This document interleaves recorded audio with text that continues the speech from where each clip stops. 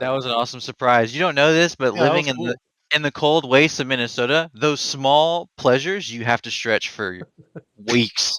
So you kept Tupperware and I alive for weeks by I mean, that that's small that's why interaction. that's why you got to get your cheap pops, man. Absolutely, yeah, absolutely, yeah.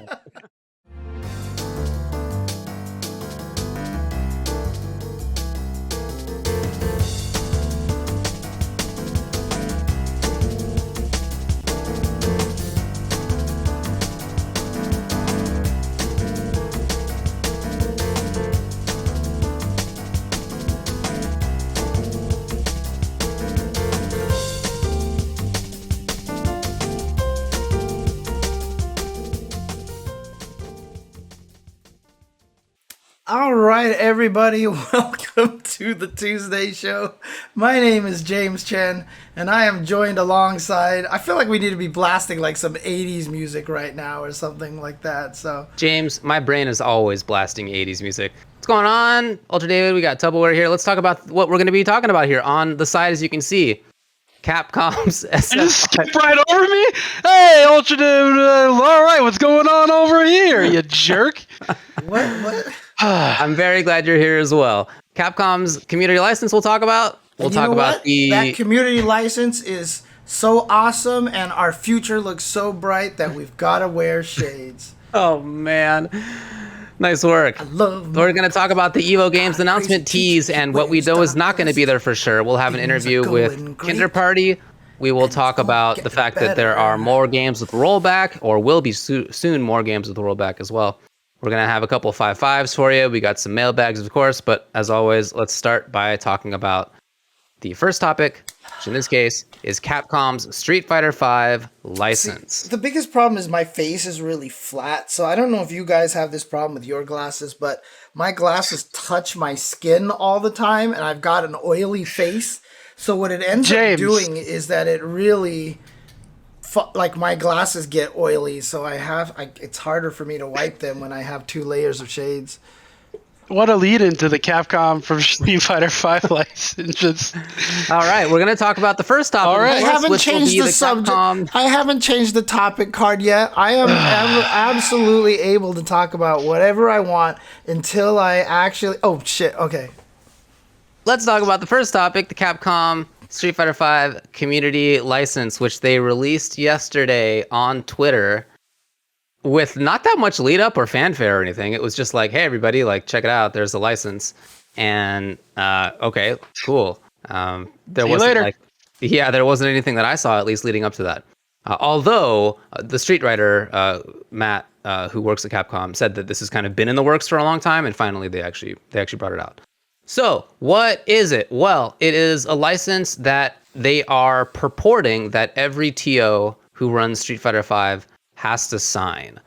Or alternatively, you have to sign a separate agreement with them that's a little fancier. So I don't know how many details we want to go into here, but it is... Okay, well, I don't know if we need to go into all of them because there's a lot. Go through the whole thing, baby. Let's do it. Just rattle it off fast. People need to know. This is important shit. Okay, well, look. At least like the major topics here. You know, maybe not everything. The major stuff. Let's not do everything. So the major topics are that to qualify for a community event means that you get a license from Capcom. If you don't qualify for being a community event, then you have to have a separate agreement with them, which they call the esports event license. And in that case, it's whatever you negotiate that license to look like. I don't know what it's going to look like. We'll talk maybe a little bit about what it might look like. But as far as the community license, which we have seen now, it requires several things. So it requires for TOs to offer prize pools that are under $2,000 per event, under $10,000 in any given 12-month period. Sponsorships that they receive must be under $5,000 per event and under $20,000 per 12-month period. They can't sell products based upon the game assets, which maybe means the logo and stuff of Street Fighter V, as well as the name. They have to make it so that people who attend the tournaments sign agreements giving their rights of publicity up to the event organizer, and then the event organizer gives those rights up to Capcom. So effectively, Capcom gets these these rights. They also require that TOs give not just those rights, but any pictures that are taken at the event. Like maybe if the event hires a photographer and takes pictures, professional pictures, those have to, Capcom must be allowed to use those pictures in their marketing or whatever else they want to do with it. They get the right to use whatever stream comes out of the event.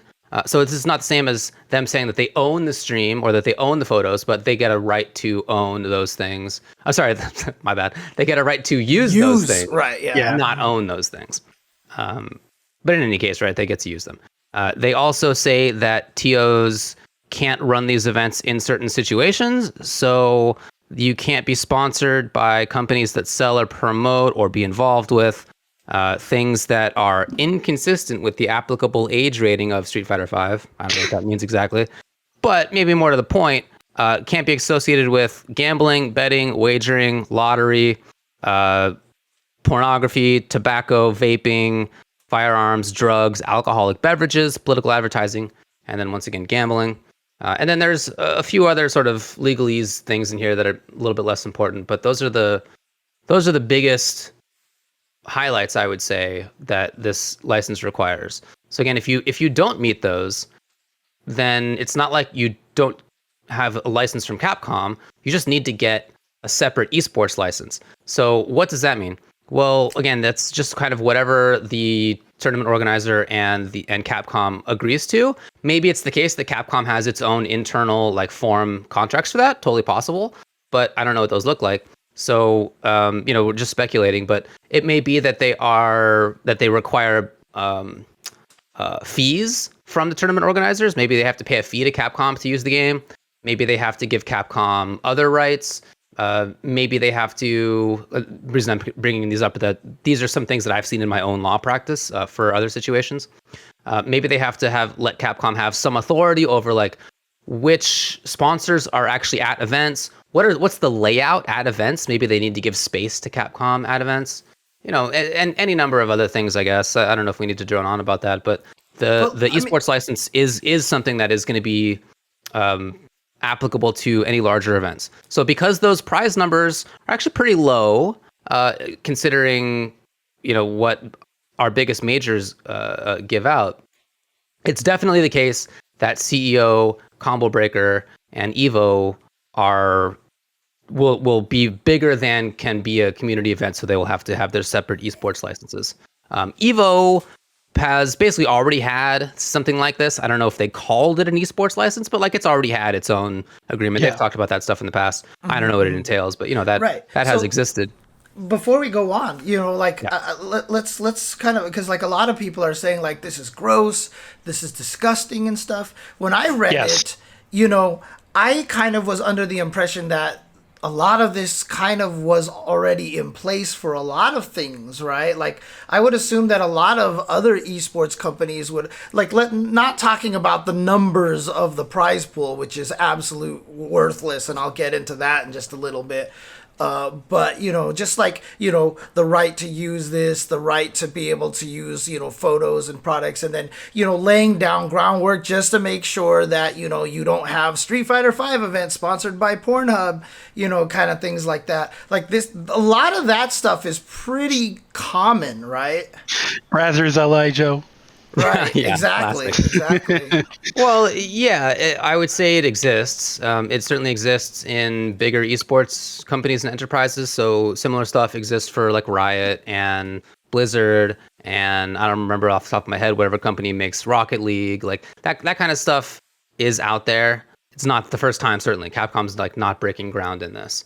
Right. That said, some of the stuff that's in those licenses is actually a little bit less onerous than what is in Capcom. They allow for, a way to think about it is that they allow for bigger prize pools. For example, Blizzard allows and Riot allow for $10,000. Although since you have multiple players on one team, maybe that actually means $2,000 per player. Right. Maybe that's where Capcom got that. See, that's what I wanted to comment on, because it seems very apparent, and I tweeted this out, that Capcom was looking at proper esports in terms of like, and making comparisons. And that particular one right there, like, oh, well, it's $10,000 for a 5-man team, so let's drop it to 2,000 for an individual. Like, that part makes me mad, because 10,000 is 10,000. I don't care how many people you're splitting it with. 10,000 is 10,000, right? There's a number involved with that. Like, that shouldn't matter, right? So I think them having the logic of splitting it 5 ways to 2,000 just seems like an absolute, like, just that. I mean, that to me obviously is one of the bigger misses, is the numbers that they put out for limiting how much prize money that these events can give. Well, the last thing I wanted to say about this, last couple of things before we sort of analyze it, is that this applies in all of the Americas, so North, Central, and South America, and also in EMEA, so Europe, Middle East, and Africa, which is a very large chunk of the world. And it's also the case that TOs can't like decide not to pay attention to this. I mean, they can, right? But in doing so, they infringe Capcom's copyrights. So Capcom has a pretty good reason. Capcom will sue your ass. I mean, maybe that's the implied threat. And I hope that wouldn't come to that, but that's certainly the implied threat. And they are within don't point a gun at someone if you're not going to shoot it. They're within their legal rights. So it's not the case that TOs can legally, I should say, maybe can just ignore this license. Like, they do have to get a community license or an esports license if they want to, abide by copyright law. So okay, all right. So that's the info. Let us know out there in the chat if there's anything that you think that's important that we did not actually mention that's in there. But let's talk about what you guys think about it. What do you think about it? I mean, look, I'm just going to come out and say this, and it's like, it's going to be hard to say this because I know a lot of people are going to, attack for it and stuff like that. I think people are overreacting. I don't feel like it's as bad as a lot of people are saying it is, and I know Tubo's one of them. I do feel like people are overreacting to a lot of it. I mean, we even had, like, Arturo was like, I just applied and I got a reply back, like, instantaneously, and I'm good. And a lot of other people are like, I didn't get a reply. And Art was like, check your spam folders. And then all the people are like, oh shit, I did get a reply. So right. A lot of people have already applied and it's fine. And like, it's not that big of a deal. But okay, there are a couple things in the chat. So I forgot to mention that this says no spectator fees allowed. Yeah. But it's not entirely clear what that means. Does that mean you can't attend? Like, physical spectators can't be charged to attend? Or does it mean something like you can't charge people to watch on stream? The way that it's written is actually not super clear. And then the other thing is that it's not at all clear how much an esports license would cost. And just to reiterate, many of our major events would be implicated in this, would probably make too big a prize pool or too big of sponsorship fees to fit as community events. But also maybe some weeklies are the same way. It's a large number of events. Anyway, all right. I think that's actually it now. So, I mean, Jose says I have to state my opinion first and see I can say if people are overreacting or not. That's fair. I think the intense, complete, like, nitpicking of everything that they're saying, which I, for some reason, felt would be common in a lot of these contracts, was a little bit overreacting. I don't like it. I don't think that they did it right. And I hate the fact that they're using like existing esports models for this. I mean, Grassroots is the absolute, like it is what the FGC is. FGC has been born, raised, created by Grassroots. And so that's why I'm like mad about like the prize money shit and stuff like that. Like all that stuff, all that kind of thing is really, really bad. Like they should not be trying to limit a lot of that. A lot of the other things, in terms of like, oh, you can't be associated with pornography and like, hey, we have the right to rescind this if you do something bad. If they want to have at least a size limit so that they, the money, like I said, the amount they chose is really poor. But I just feel like, obviously they want to make it so that the bigger you get, the more attention you get, they got to protect their IP. I feel like a lot of things do this. it just feels like a lot of people out there are just not aware of how common this kind of thing really is, and they're getting mad about that. Like I said, I don't like it. I don't think it's great. They could do a lot better, but I'm just surprised at some of the things that people are reacting to, and maybe that's just me, but I don't know. I guess I would have just assumed a lot of this stuff kind of existed already and just wasn't put in writing, kind of situation. All right, TuboWare, you are clearly gearing up to explode. So go for it. You don't have to be quiet anymore. I think that if Capcom was actually working on this for an amount of time, that it's the biggest embarrassment I've ever fucking seen from them. And that includes the Street Fighter V launch, and that includes MVCI.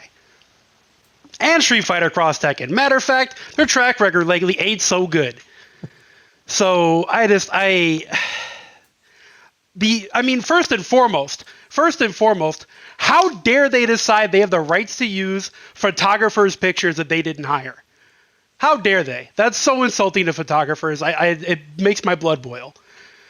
Secondly, how dare they offer $2,000 prize pool cap? Are you fucking kidding me? The first year at EVO, there was 5,000 people in that tournament. 5,000. Do you know how many there could be now? 200. It's insulting to the community to even fathom that. To even try to limit that. Why limit it? And if you're going to limit it at all, like James said, make the number reasonable. And I think that's what makes me so mad right now, is that they weren't reasonable.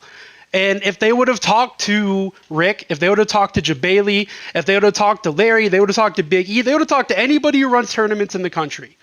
This would have been extremely easy to figure out. So if they really put in this much work on this, as they said they did, it's embarrassing. It's insulting. I can't believe that they're doing this. It's such a big fuck you to everybody that has pushed their games for the past 30 years. That's pretty much how I feel.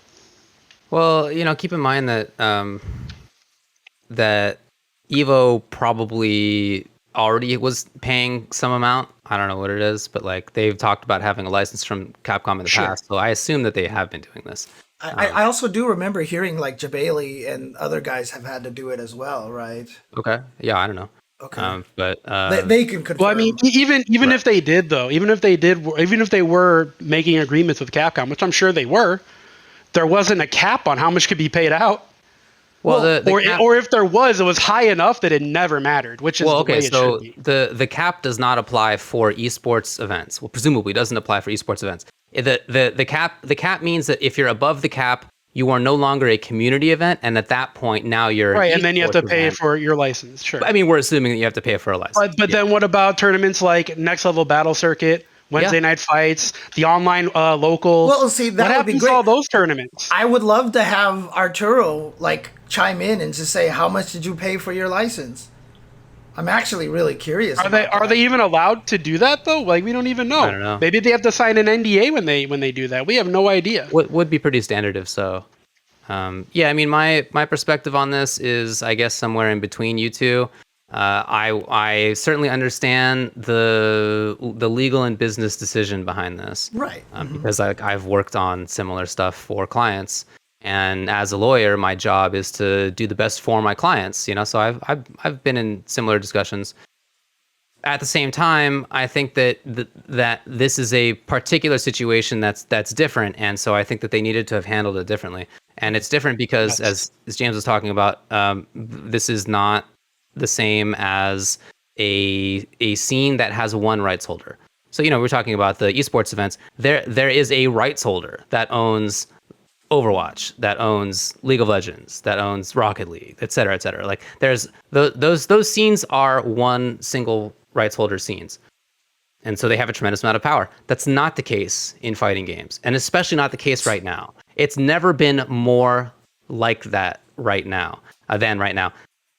Well, when you say that, David, what do you mean? I mean, Capcom has never had less of a percentage, less of a percentage of the currently popular tournament games. Yeah, Sure. it's always been more than that in the past. Because I mean, you have to remember, Capcom used to have like 3 games at Evo at once. Oh, yeah. And like Oh, now, yeah. in the past few years, I mean, even when I came into the community, I think David and I were talking about this on the show recently. But you could walk up to someone in the tournament and be like, "Hey, what games did you enter?" And they would say both, and you knew that meant Street Fighter and Marvel.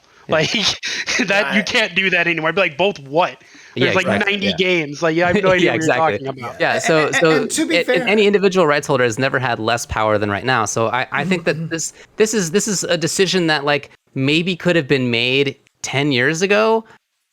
Obviously, a very different scene back then. So it wasn't, but that would have maybe made more sense. And right now, if it means that a TO has to decide between running SF5 and paying, I don't know, thousands of dollars, who knows what the fee is, and not running Street Fighter 5 and not having that tax, right? Not having to give up that money, not having to give up their photography, not having to give up their stream, all that kind of stuff. Whatever other goes along with it. It totally makes sense to me to not have Street Fighter 5, which is a huge bummer. I like the game a lot. I would love to be able. My plan this year is to enter Street Fighter 5 at majors and see how well I do. That's my like avowed plan. I really hope that I'm. Some tournaments. I hope that I'm able to do that, dude. That is my major hope. But who knows? Because I would totally understand if a TO decided not to have that. It would be a bummer, but it would be a reasonable, rational economic decision. So here's my question though, and this is kind of where I'm coming from, because I just don't want to say too much because I don't know, and you would know more than anybody else. But if you have like someone brings up Moment 37, right, as a viral clip, and Capcom doesn't own it, they can't really do much with it and stuff like that. I mean, it's their product, it's their game. Have they always just had rights to use it no matter what, basically? Correct. At any time in the last 30 years, they could have shut down tournaments for the game. Absolutely. Right. But I mean, let's say, the footage that Seth Killian recorded. Yes. Yeah. You cannot gain rights in a work by infringing it, which makes sense, right? Like you can't infringe somebody's rights and be like, now it's mine. So no, you made this, I made this. Yeah, well, right. So my question which is the case in the Seth Killian thing. He doesn't have rights to it. It's still the audiovisual work that was created by and is owned by Capcom. Right. So again, this is kind of where I'm coming from, right? Like a lot of this is already kind of law, right? This is like I said, I'm not saying that I agree with this or I like what Capcom's doing. I think I'm more on par with where you are, David.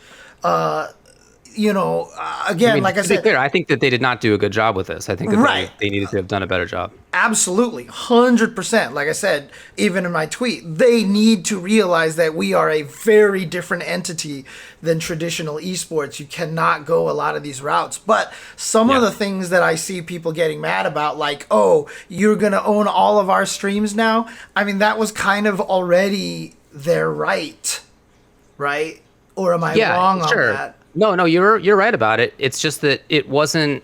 I mean, I would say a couple things are different here. One is that it's just even aside from the rights, which they're not actually, to be clear, are not gaining sole control over. They're not getting ownership over your stream. They're just making it so that they have the rights to use it for their limited purposes of marketing or whatever. So even now they're not saying that. Instead, what they're saying is more about the sort of financials of it, the business of it. And that's frustrating.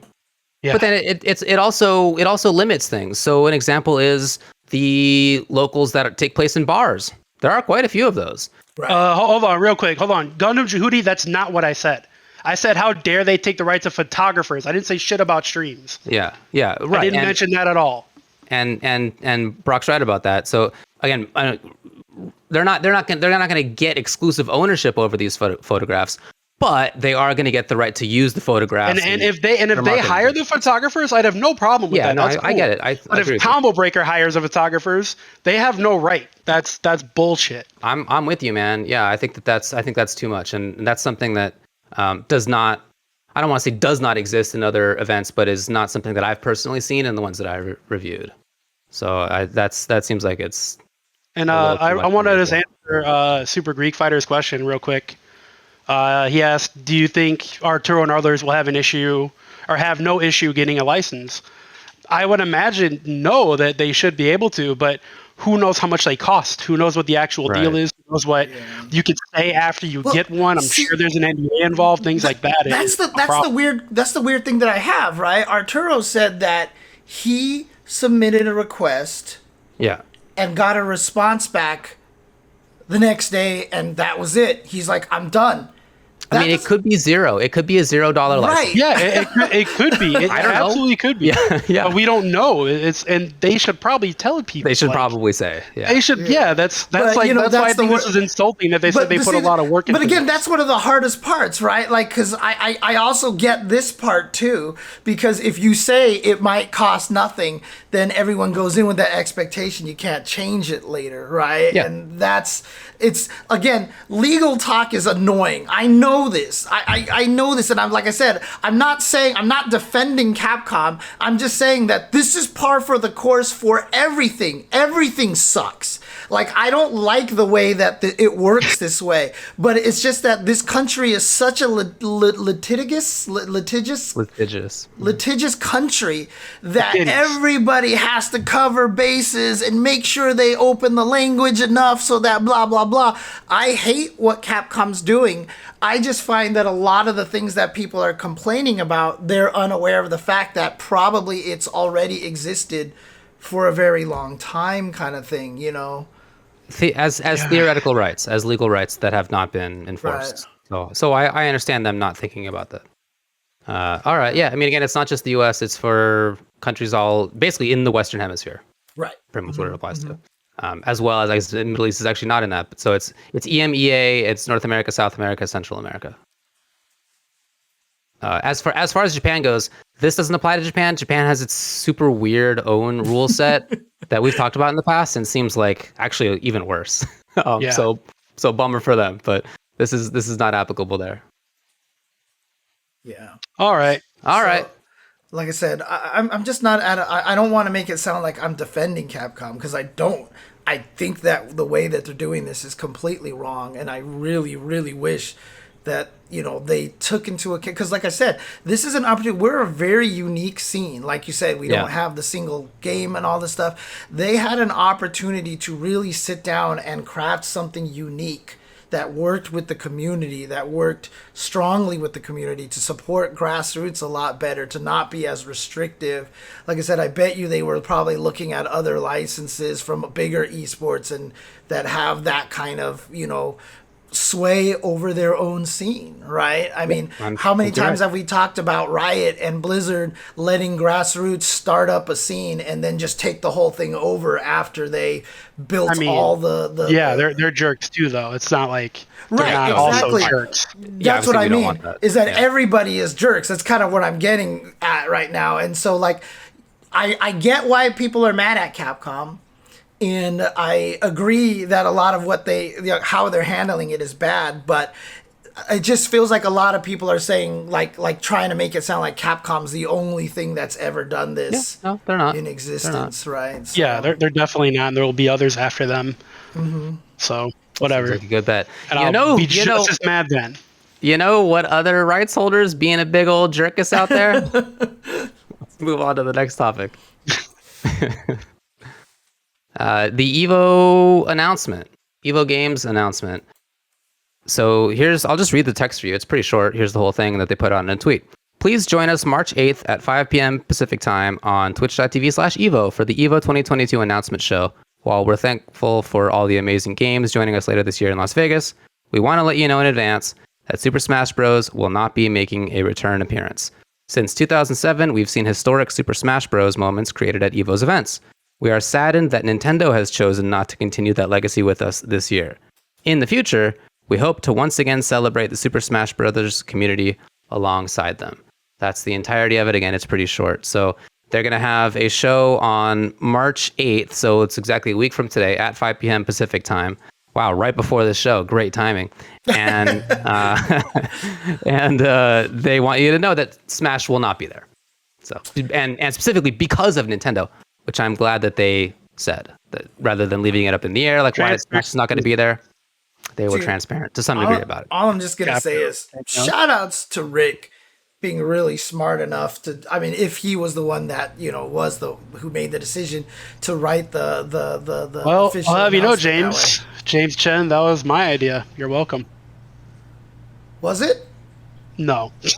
I don't know. You know Rick. So I mean, dude, I don't know anything they work on. That's like they definitely keep it quiet. Yeah, they don't tell us like shit. I said, I mean, the fact that, you know, they just said it straight up. Here, we're having an announcement show, and instead of letting everybody be like, "Oh my god," and then being like, "Surprise, no Smash," you know, that they were just straight up like, "Look, we can't put Smash in the game and like in the tournament."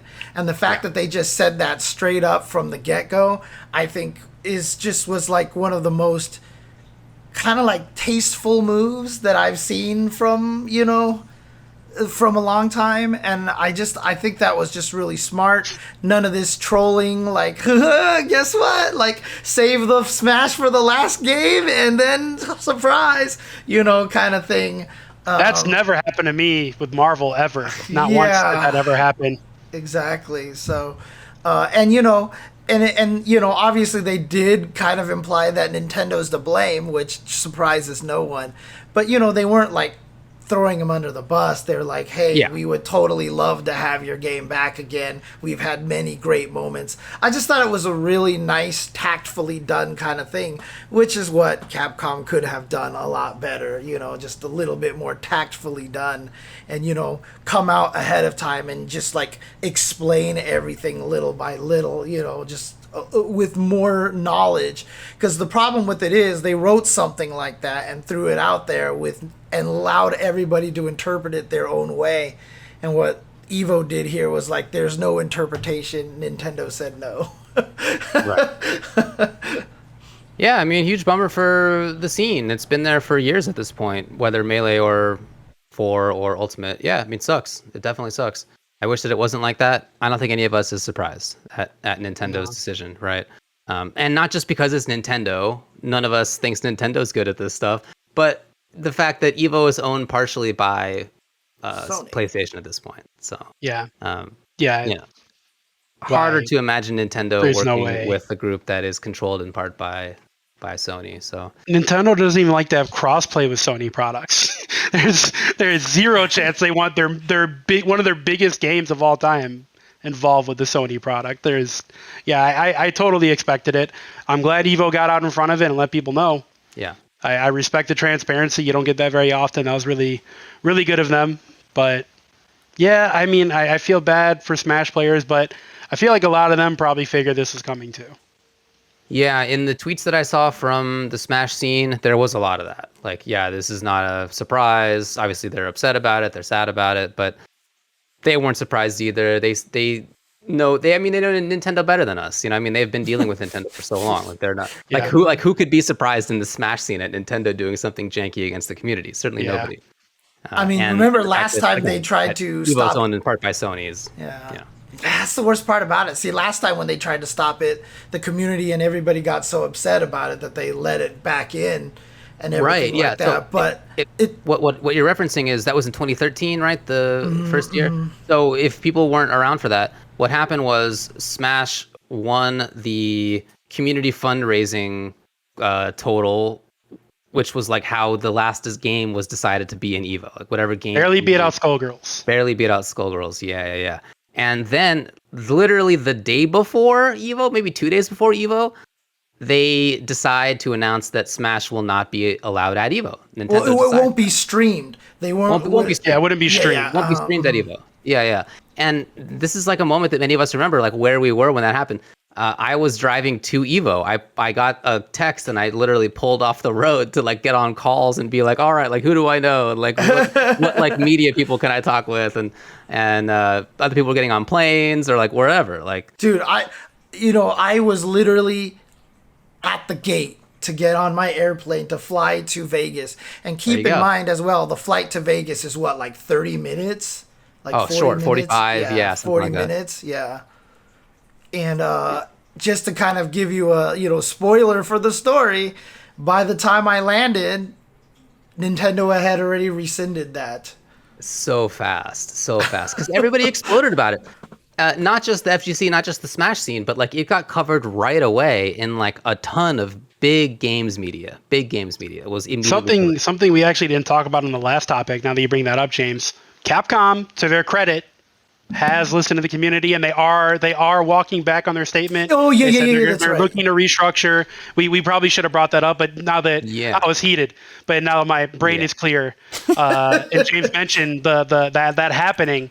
I just want to point out that when these companies do stupid shit, yell at them on Twitter, because if Sonic got remade, literally you can yell about almost anything at any company on Twitter and they'll fix this shit. And you know what the craziest thing about that is too? Sorry, we're going back to the previous topic. No, it's fine, because we should have brought that up at the time. I forgot to. Because Sonic got remade, they've already have the sequel coming out and have already announced a number 3. The third movie, yeah. Like, they succeeded. The Sonic movie was good. It was so good much movie. because they listened. And like, I mean, I don't want to make this a open invitational for everyone to yell at everything, because sometimes people are unreasonable. But a lot of times we're very reasonable. I mean, do it at the right outlets, right? Like, don't go yelling at individuals on Twitter about yell at Capcom. Don't yell at the Street Writer. Exactly. Good way to put it. Yeah. Anyway, okay. So we should have brought that up in the past bit. I'm glad that you thought about it now. And then just to complete the story, as James said, Nintendo ended up reversing itself pretty quickly, and so Smash went ahead normally at Evo and got to stream it and everything. So that was years ago. 9 years ago. Wow. We're so old. We're very old. I remember watching the poll on SRK and the totals being updated in the forums. Me too. Yep. Talking about it on IRC. Yeah, absolutely. Yeah. I mean, anyway, I just don't think it'll happen this time. I just don't think it'll happen. I was gonna say, it's a different time. It was a different time. Right. One, it's a different time, and two, I think the Sony connection is a big. And we're also not even mentioning that Capcom, Nintendo has their own Smash circuit partnered with Panda. Theoretically, that's still coming. I mean, they announced it. It's coming. It has Melee as well, Smash Ultimate and Melee. Like, they probably don't want something overshadowing whatever their big championship is going to be. Like I said, that's also another thought for them. We haven't heard a peep about it since that announcement. I mean, right? There's COVID. They want to run that game in person because Nintendo knows the netcode is shit. It's not like it's a secret to them. And doesn't exist for Melee. And doesn't exist for Melee. So they're probably just holding off until things are...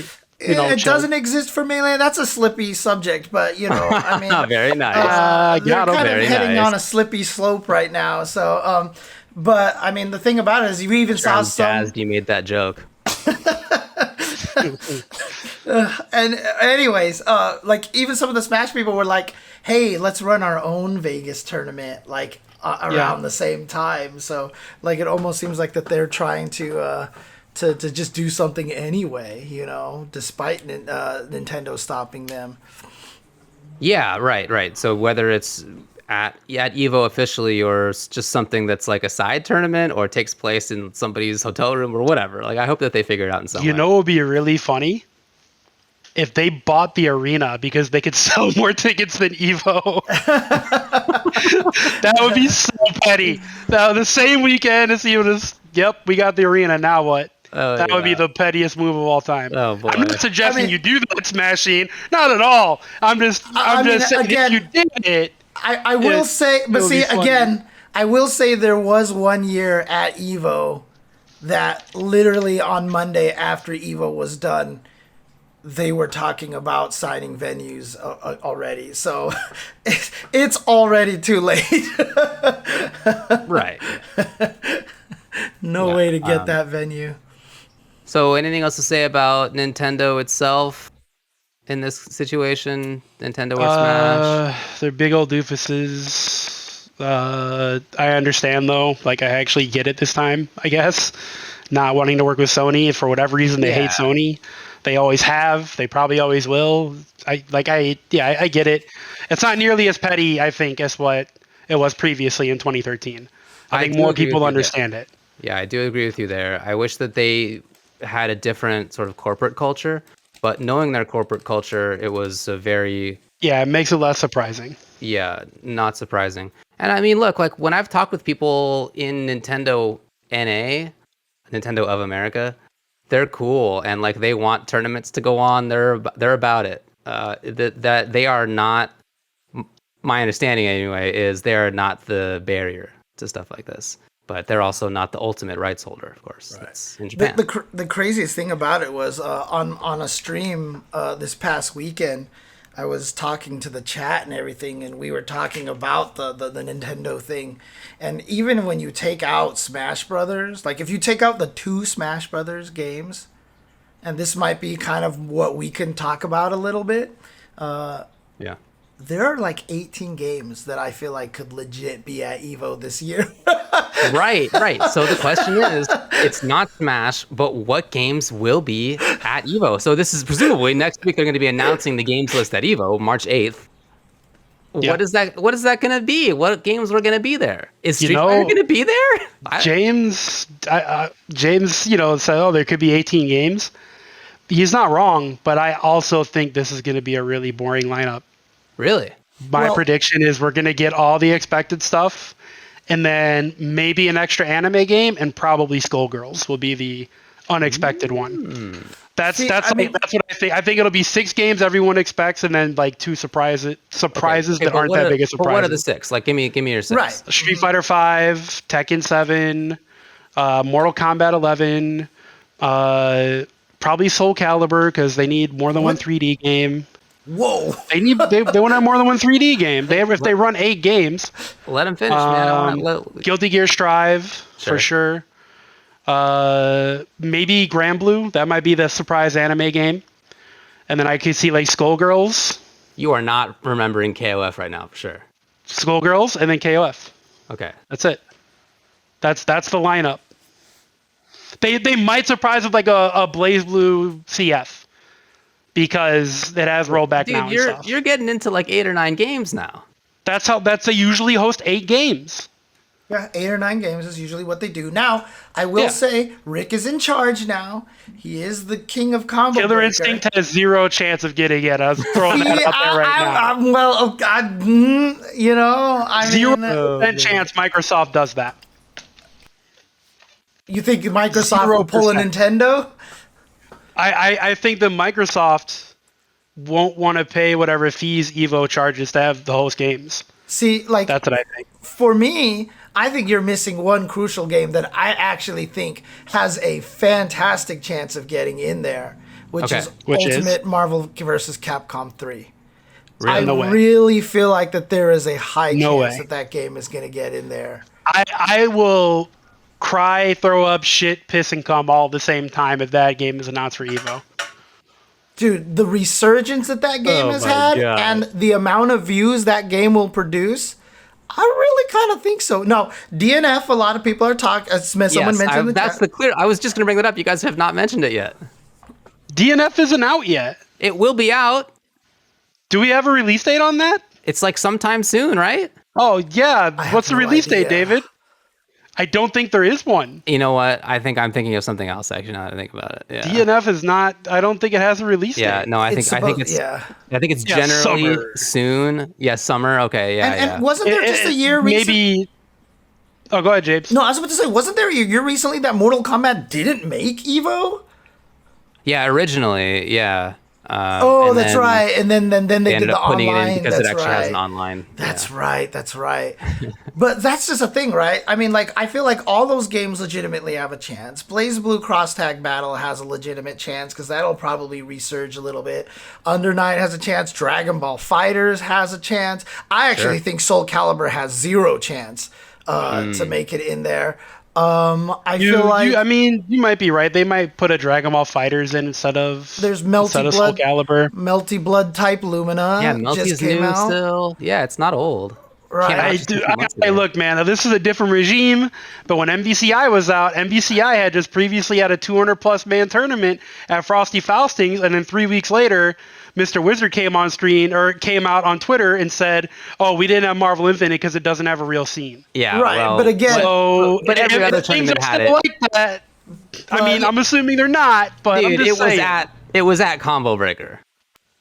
What was? Wasn't it? Wasn't MVCI at Combo Breaker? Surely it must have been. Yeah, it was. It was SDB, but I said Evo. Yeah, I know, but guess who's not at Evo anymore, and guess who is at Evo And now? plus another thing, too. I'm assuming things aren't like that. Right, I'm but not saying also that Rick another is thing, Mr. Wizard. too. I'm just saying that it's happened before. There was definitely a lot of implication that Marvel had a lot to do with that as well, right? There was So, implications, but who knows what actually happened. Yeah, Virtua Fighter. I mean, that had a re-release recently. Probably Virtual no Fighter chance. is no way in there. Probably no chance Unless there. Capcom was like, here's $3 million.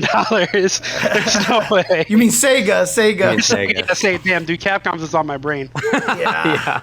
But I mean, honestly, I feel like there's a lot of. I mean, like BlazBlue, I feel like has to be there because it's never had that crazy tournament, you know. But again, it kind of petered out because of the pandemic era, so maybe it won't make it in there. But again, I think that this is one of the hardest ones to call. I really do feel like there's actually a legitimate, logical chance for a lot of these games to show up at Evo, you know.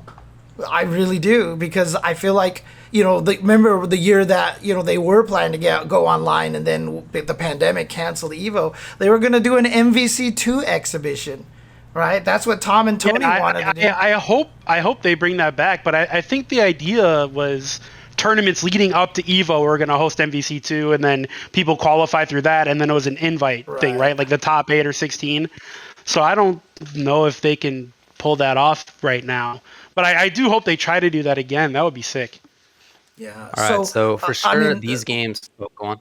No, I was about to answer the question in the chat. I think Tom and Tony told us that Sony has no plans of like influencing what games make it in and stuff. That They did it's straight up just they get to put in whatever the hell they want, basically. That they have no intention of doing the other thing.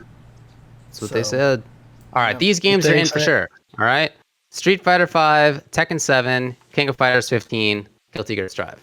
Those are. Can we agree that those are for sure in there? Yeah. Yes. Yeah. I agree. And then after that, I think that there's like a second tier of potential likeliness, and I would say in that, in my opinion, are Dragon Ball, if DNF Duel's out.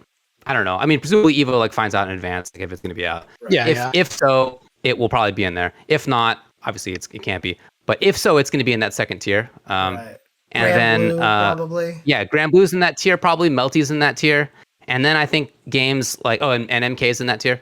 And then after that, BB Tag, BBCF, Skullgirls, I feel like are like outside of that, maybe in tier 3 of likeliness. So like I wouldn't be surprised to see any of those, but I also don't think it's as likely that they happen as you know, certainly the first tier or the second tier. I don't think Caliber's making it. I agree with you, James. As much as that hurts me. Yeah, I get it. I don't think Virtua Fighter's happening. Hell no. I mean, obviously also a good game, but like I just don't think that that's happening. Yeah, it's not a shot at the game. It's just the scene's not that big. Right, exactly. So yeah, I mean that's my sort of ranking of how likely these are. All right, so I'm just putting it out Show's there. not making it, not happening. Yeah, I'm just putting it out there right now. My surprise pick that I just have this, I don't know. Like I said, I don't know anything. I'm not going to bet somebody knowing the result, okay? It's just not going to happen. My guess is going to be that Ultimate Marvel vs. Capcom 3 is going to be there. Dang. I'm just making I'm making the wild call right now. It feels like such a Rick thing to do that I just have this belief. That's all. If that happened, I really hope that I would get to commentate finals, because then I'll just retire from commentary forever. Dude, it would be great to see you up there for sure. But it's not happening, so I'm not worried about it. So either. I don't expect Persona. I mean, it's coming out, but as we'll talk about it in just a little bit, actually. But I don't expect that will be back. So, yeah, look, if DNF, I mean, honestly, if DNF Duel is going to be out before, yeah, right. If DNF Duel comes out before Evo, like it's in tier 1 of making it, like that, it'll be there in my view. For sure. But again, I don't know if it will be advertising move, just like what if rather than Super Smash Bros, there's going to be another platform fighter? Right. Do you think? It won't be Brawlhalla. Okay, not Brawlhalla. Could be Rivals of Aether. What if Multiversus is going to be out by then? Oh, what about that? I would be shocked if that was it. What about? I don't think what it'll be about Brawlhalla because they have their own thing and they don't need or probably want to participate with Evo. Like they're killing it. They Nickelodeon don't need it. All Star Brawl. I would expect multiverses before that, Yeah, I agree with that. and I don't think multiverses has a chance. Oh, that's a good question. I mean, I know we're out of time here, but Chusastoa asks, what about a Tekken 8 trailer? What kind of crazy... we're so far away from Evo, we don't have to talk about We'll talk about talk Evo about when that. Evo time happens. For sure. Yeah, and next week I think all any of us expect is that they're going to talk about what will be at Evo, not like Of course. Yeah. showing game trailers or anything. Yeah. Okay, there you go. So you want to bring on this here Kinderparty? Bring on the boy. Let's go take a break. When we come back, Kinderparty, aka the Great Kingini, will be on. So be right back, guys.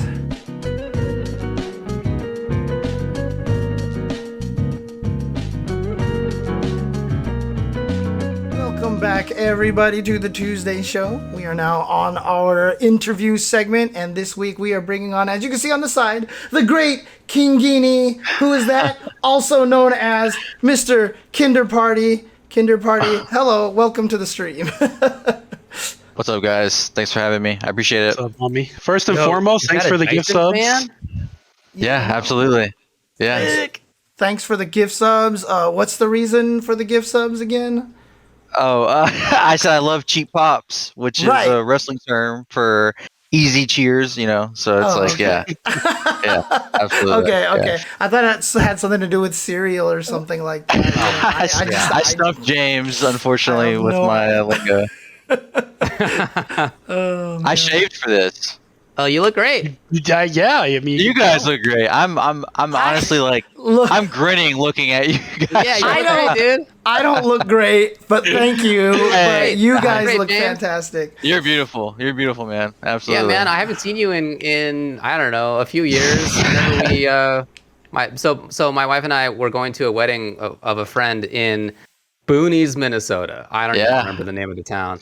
And we drove back in for our flight into like near the city, and we met up with these two dudes on the bottom, just like get a couple drinks before our flight. We sure did. Yeah, we got a GameWorks.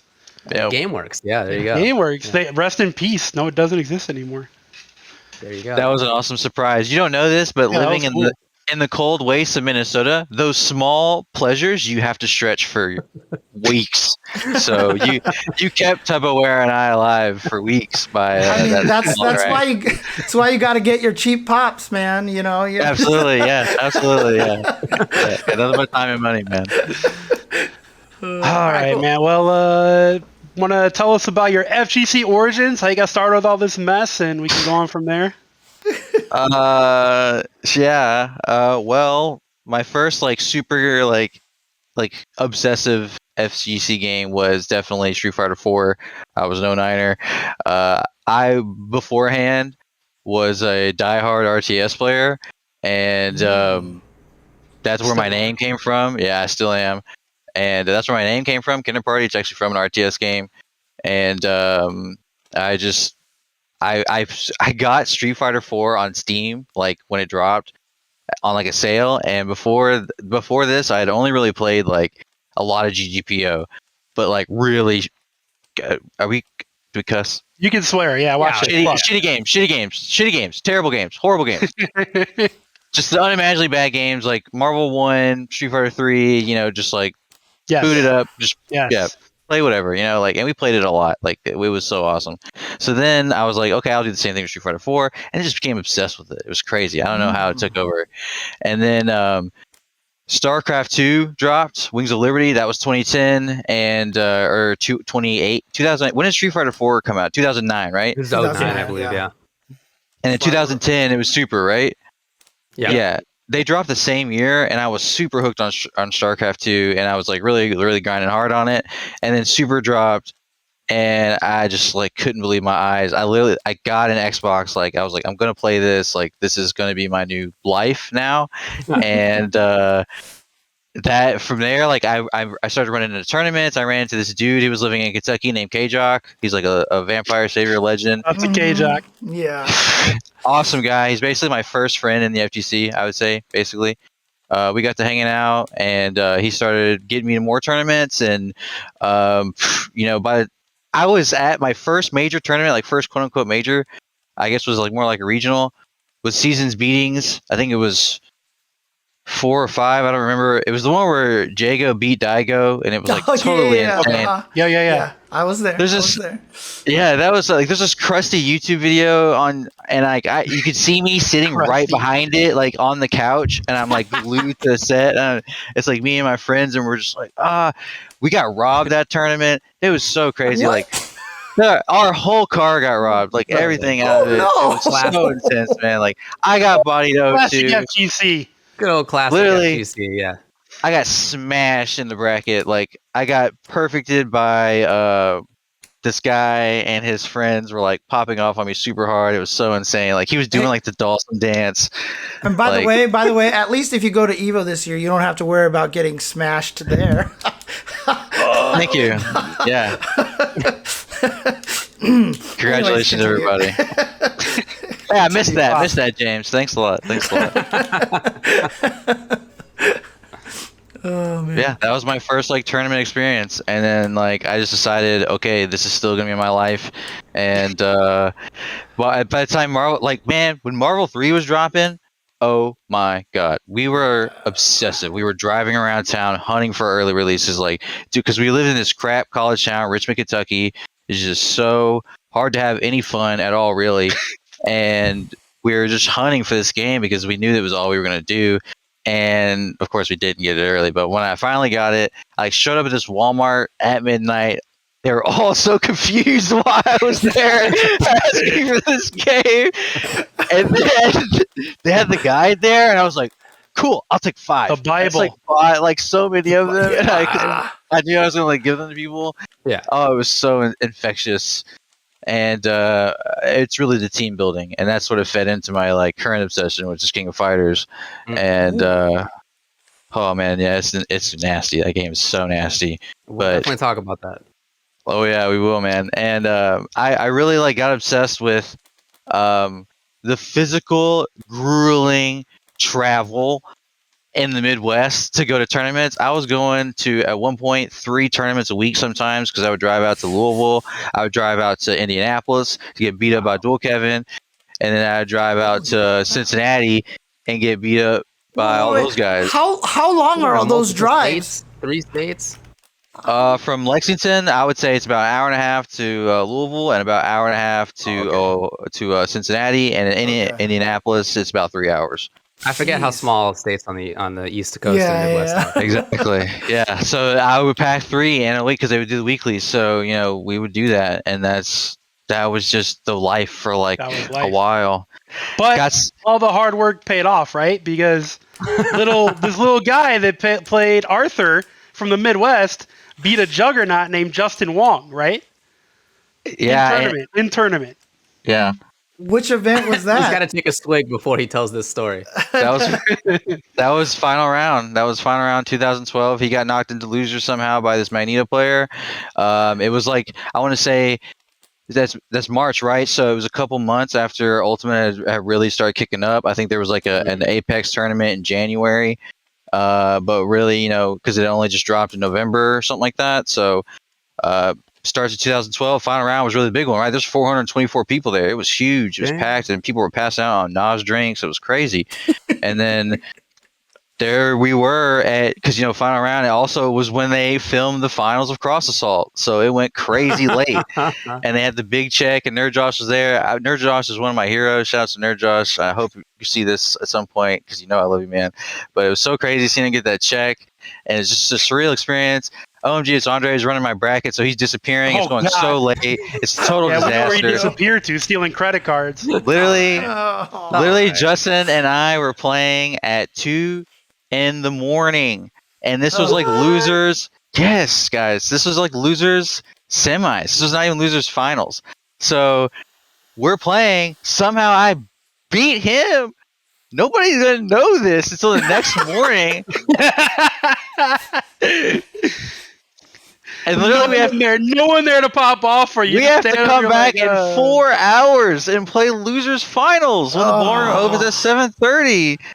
And I called my mom at like 3 a.m. I was like, "Listen, this went down." And I was telling her all this stuff because I didn't know who else to tell. I called K-Jock, of course, immediately. I was like, "Bro, you're not gonna believe this. I just beat Justice. This is crazy." And I lived it up. It was a great time. That whole year was crazy because Penny Arcade, which is who I was originally repping. The forums, shout out to the forums, shout out to Knob, shout out to all those guys who hooked me up with an Unreal Falcon, all that Unreal support, because they actually sent me to Evo and raised like $750 to send me. It was crazy. Yeah, like you were sponsored by the Penny Arcade forums. Yeah, I was just about to ask, what's the story behind that, actually? Yes. So. For that Evo, which is, I would say probably my crowning achievement of the game playing part of my life was like that Evo 2012. I crawled all the way to 13th place out of like 1,300 people, and Not it was bad, man. It was dragging Arthur every dog dirt of the way. By the way, not to interrupt you, but KP is my training partner, and Bobby thinks he's gonna beat me. Come on. I can play Bobby's team, and I've Bobby. No offense, Bobby. I love you, Bobby. Last time I played, I beat him too. That's why he got mad and challenged me. So. I can play his team exact, so don't worry, we're good.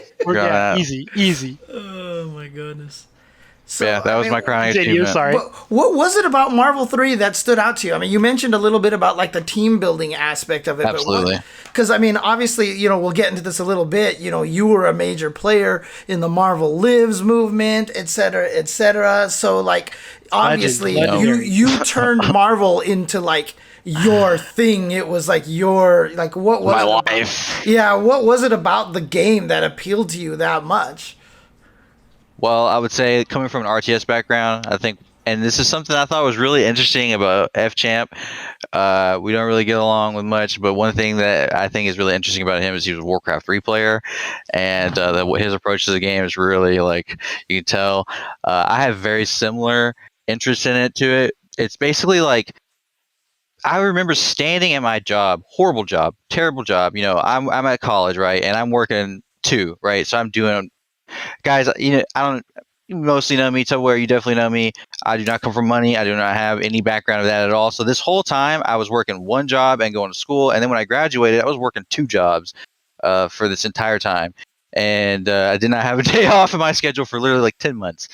And basically, standing here at the counter, working this cash register, my feet are hurting. I'm screaming inside internally, but all I can think of in my brain is moving characters around, assists. Like, so many dynamic pieces to this game and ways to approach it, and it's just unbelievably fascinating to me. So whenever, I could just think about Marvel 3, it could be endless, man. Like, stuff that I did not care about ever playing, I would just think about because I was fascinated that it could exist. That super resonates with me. I used to work overnights at 12-hour shifts. The kids would be asleep, and I had notebooks full of Marvel theory, like 4 of them stacked. Watch every YouTube video. Anything, any scrap of match that's on YouTube, watch it. Just watch it. Don't even think about it. It's already watched. I've already watched it. That's just how it was for years. Yeah. Talk more about the connection between Marvel and RTS. So you played War 3. What else did you play? So my first game that I ever like super obsessed over, and the first time I ever met someone who was in real life a cheater, it broke me, and it set me on the path of light that I've been on for the rest of my life. So that's how I've worked for every W I've ever had, and Justin Wong knows that, and that's why we're friends also. There's Battle for Middle Earth. Amazing RTS. It's so baby. It basically simplifies so many aspects of RTS that as a younger person is really easy to get into. Okay. Okay. So that I obsessed over, and I laddered like grotesque amounts of games. I think I got to like top 10 on one of the ladders. Sick. I met my friend in real life. I went over to his house. He was higher ranked than me, and I watched him pull his plug out of his computer and disconnect to like dodge a loss. And I was like, no, buddy, ends here, man. Ends here. Wow. Ends here. That's the one about the dirty side of gaming early, and then I turned to the path of light, and then so I got into a game called Company of Heroes, which is where my name came from. Kinderparty, one of the units. Whenever you click on him, he's like, "You think this is Kinderparty?" And I don't know, thought it was funny. Dang, So I kept okay. Yep. Yeah, and then just like sort of I jumped from RTS. I played Dawn of War. I played. I did not play Brood War because I don't hate myself, but I do play StarCraft 2, and I do love watching Brood War, and I do love playing. I watch so much StarCraft 2. I think that's really, if anything, I could say like Marvel 3, insanely watchable. You can watch so many games, and it's so diverse in content, like you could just absorb it, right? And I feel really the same way about RTS games and RTS matches. You look like a game like StarCraft 2, and you're like, how? Okay, there's 3 factions here. Like, okay. Right. What are you going to get into here, right? And then it's like, oh my God, you watch one weekend of tournaments that goes on, and it's unbelievable what these guys and gals get into. So, yeah, it's just like addicting, that kind of piece building and sliding things around and thinking of things less as like these big stoic, like, because another game I've been playing a lot recently called Age of Empires 4, you have to play a lot of different factions, right? It's not so singular. I really like that because it kind of reminds me of fighting games where like I like the idea of not sinking so much into a main, and like kind of being able to slide characters around a little bit. So sure, yeah, that appeals to me a lot, I think. I think that's cool. Yeah, I mean, I come from a similar background of the first games that I took seriously competitively were definitely RTS, and I kept playing them throughout basically all the 2000s, and it wasn't. I mean, there were many years there where I was as much a fighting game player as I was an RTS player. Like it was about even for me for quite a while. So I played a ton of Brood War. I played probably more Warcraft 3. Warcraft 3 is awesome, but man, also punishing. Yeah, definitely. And I think I mean, the audio visuals of it, I still timeless, hugely influential on me. But the thing that I noticed eventually was that it didn't have as much diversity in terms of like the high level options that are like realistically available to you as games like Brood War, but then also as fighting games. And so like that was part of why I ultimately went more into fighting games. You mean like the high tier options like Q and Third Strike, right? Yeah, exactly right. Yeah, I was not thinking you need to sit the 500 wines in life. I've seen enough Zerg rushes, sir. I need to. Yeah, I mean, I was the Zerg doing the rushing, to be clear. Yeah, I was out there having a party. And anyway, so I mean, I think we're not the only people I know who come from that kind of a background, and I think that there is a lot of crossover in terms of the strategic decisions that you can make. Do you feel that way too? I mean, you talked about the moving pieces around, but like, how do you feel about how the strategy is similar or not? Man, I think you look at a character like Magneto, and it's like, man, he's got it all. And what do you do with a character who's got it all? You can do anything with it, right? So it's like there's just all these characters, or there's one character that can be represented in all these different playstyles. Like you got a Frankie G Magneto, which is just like crazy aggro and like super obsessive about just constantly going in, and it's like not so precise, but very scrambling, et cetera, et cetera. And then you have, I would say, which is like it's the Blastoise version of Frankie G, which is like Yipes, right? Who's like just movement is like instinct, right? It's like this, this version of it's just seamless Magneto, right? Like always knows what it wants to do and is very, very accurate and maybe not optimal, right? It's not super optimal, but consistent and optimal whenever it really needs to be. And then obviously like F-Champ, Magnetos, which are like super calculated and always going for these like very specific setups and changes that from player to player, right? Like they really do that. That's something that's really cool. So I made a podcast to talk about it. That's what I did. I was like, man. But some other people like to talk about this too. Yeah, let's talk about this. So there was a period of time when Marvel kind of started falling off a little bit. It wasn't that nobody was playing it, but it wasn't like as big as it was. The netcode was trash. The netcode was trash.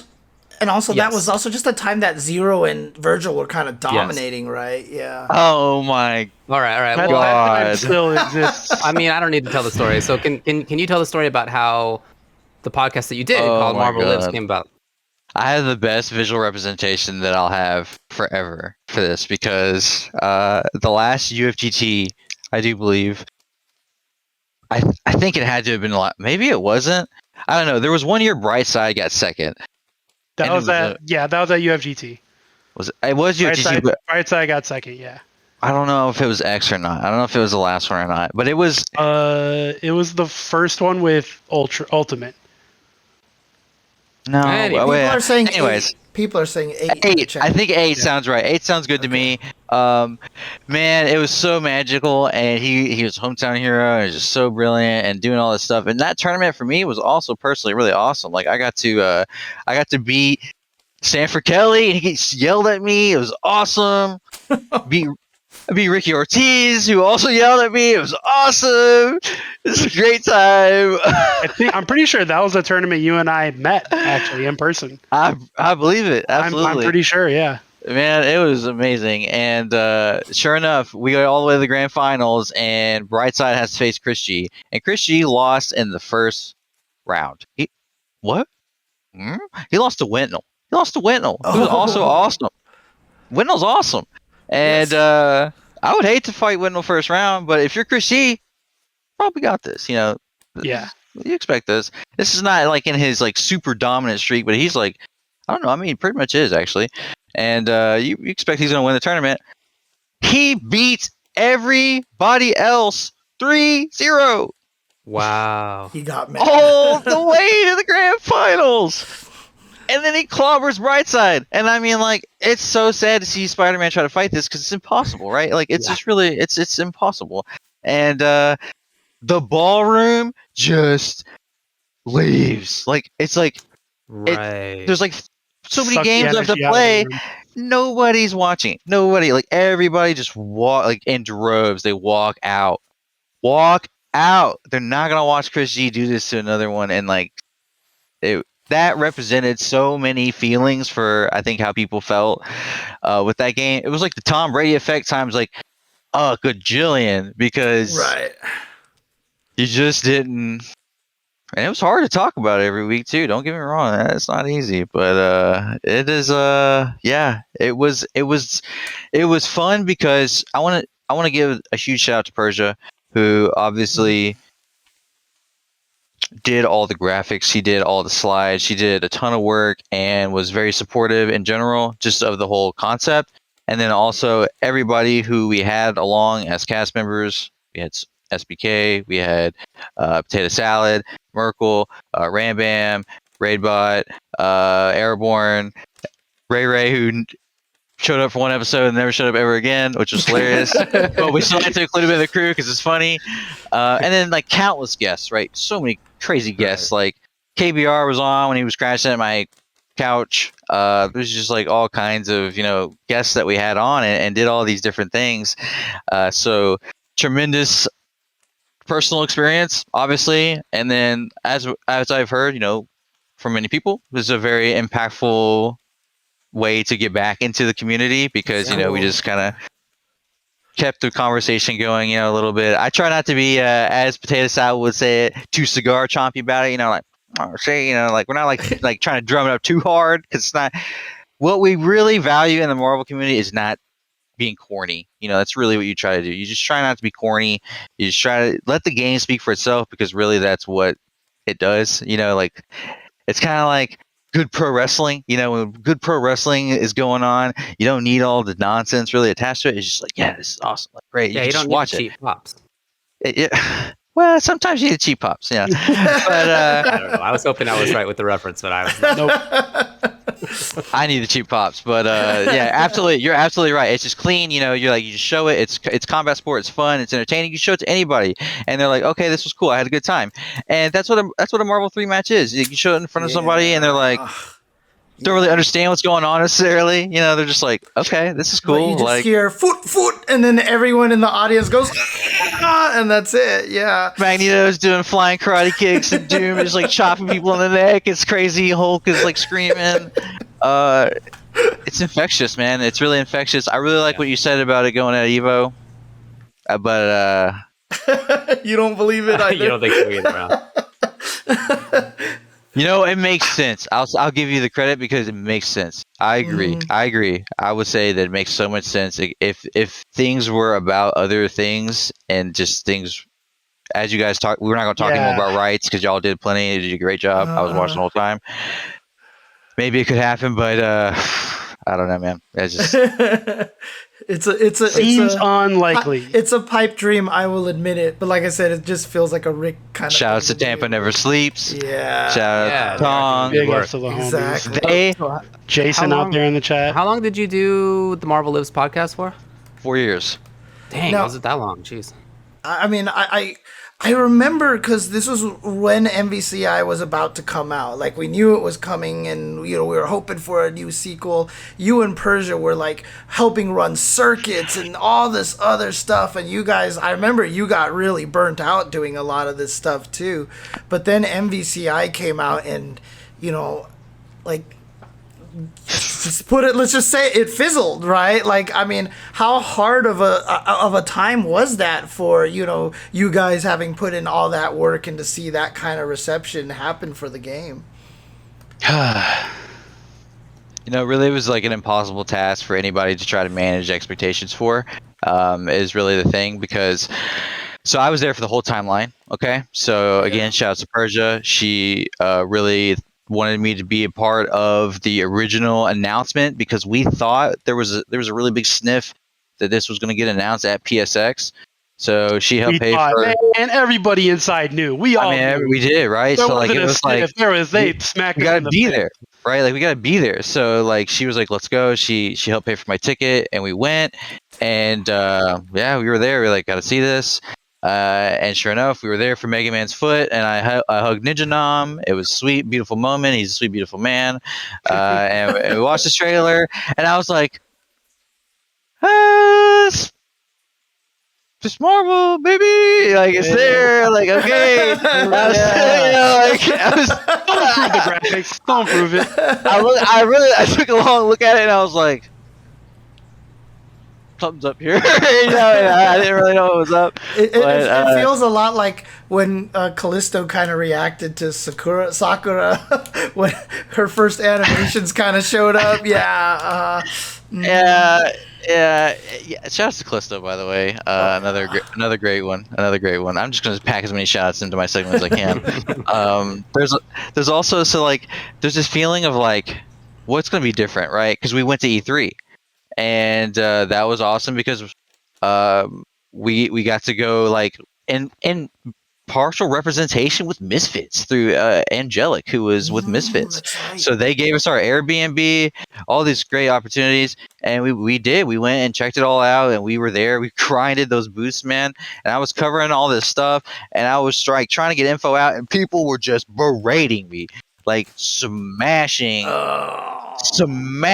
on me, and I'm doing my best. I'm like, whatever, forget this. Like, were they calling you a shill and stuff? Oh, like absolutely. That? Oh no. Anybody who had anything positive to say about the game? Dragon Ball Fighters showed up at E3, so it was all kinds of messy, and man, just like managing all those expectations was so impossible. And then getting to play the game though, I was like, this is freaking sick. Like, the reason why I really get on into King of Fighters, besides the fact that it's a team game, is I am addicted to the short hops in Marvel Infinite. Like, that is such a sick mechanic. It is so much fun. It adds the movement dynamic. It adds it does make it hard for me to play Marvel 3 again because I actually really miss that. Like, I don't play like I play like Wolverine and Spencer and stuff. Like, I don't really get around the air that much, so it's really not for me. And then like have that short hop, like make Thanos like kind of cool in a way that was otherwise really not available to him. So I really love the game, and I was just being genuine. And unfortunately, that's just the way the internet is sometimes. And that sentiment only carried through, about the whole game's life. So, so I mean, I don't know how much you want to talk about this, but you kind of stepped away from it eventually. You're a little burned out. Can you talk about like what happened with that? Yeah, so 2017 was basically the most insane year of my life, right? Because I got this crazy wave, right? And I moved to Minnesota. That was the first big real change personally for me. We picked up from Kentucky and moved out to Minnesota. Shout out to me and Saltine. who helped me get that opportunity. I love you, Ben. And another shout out.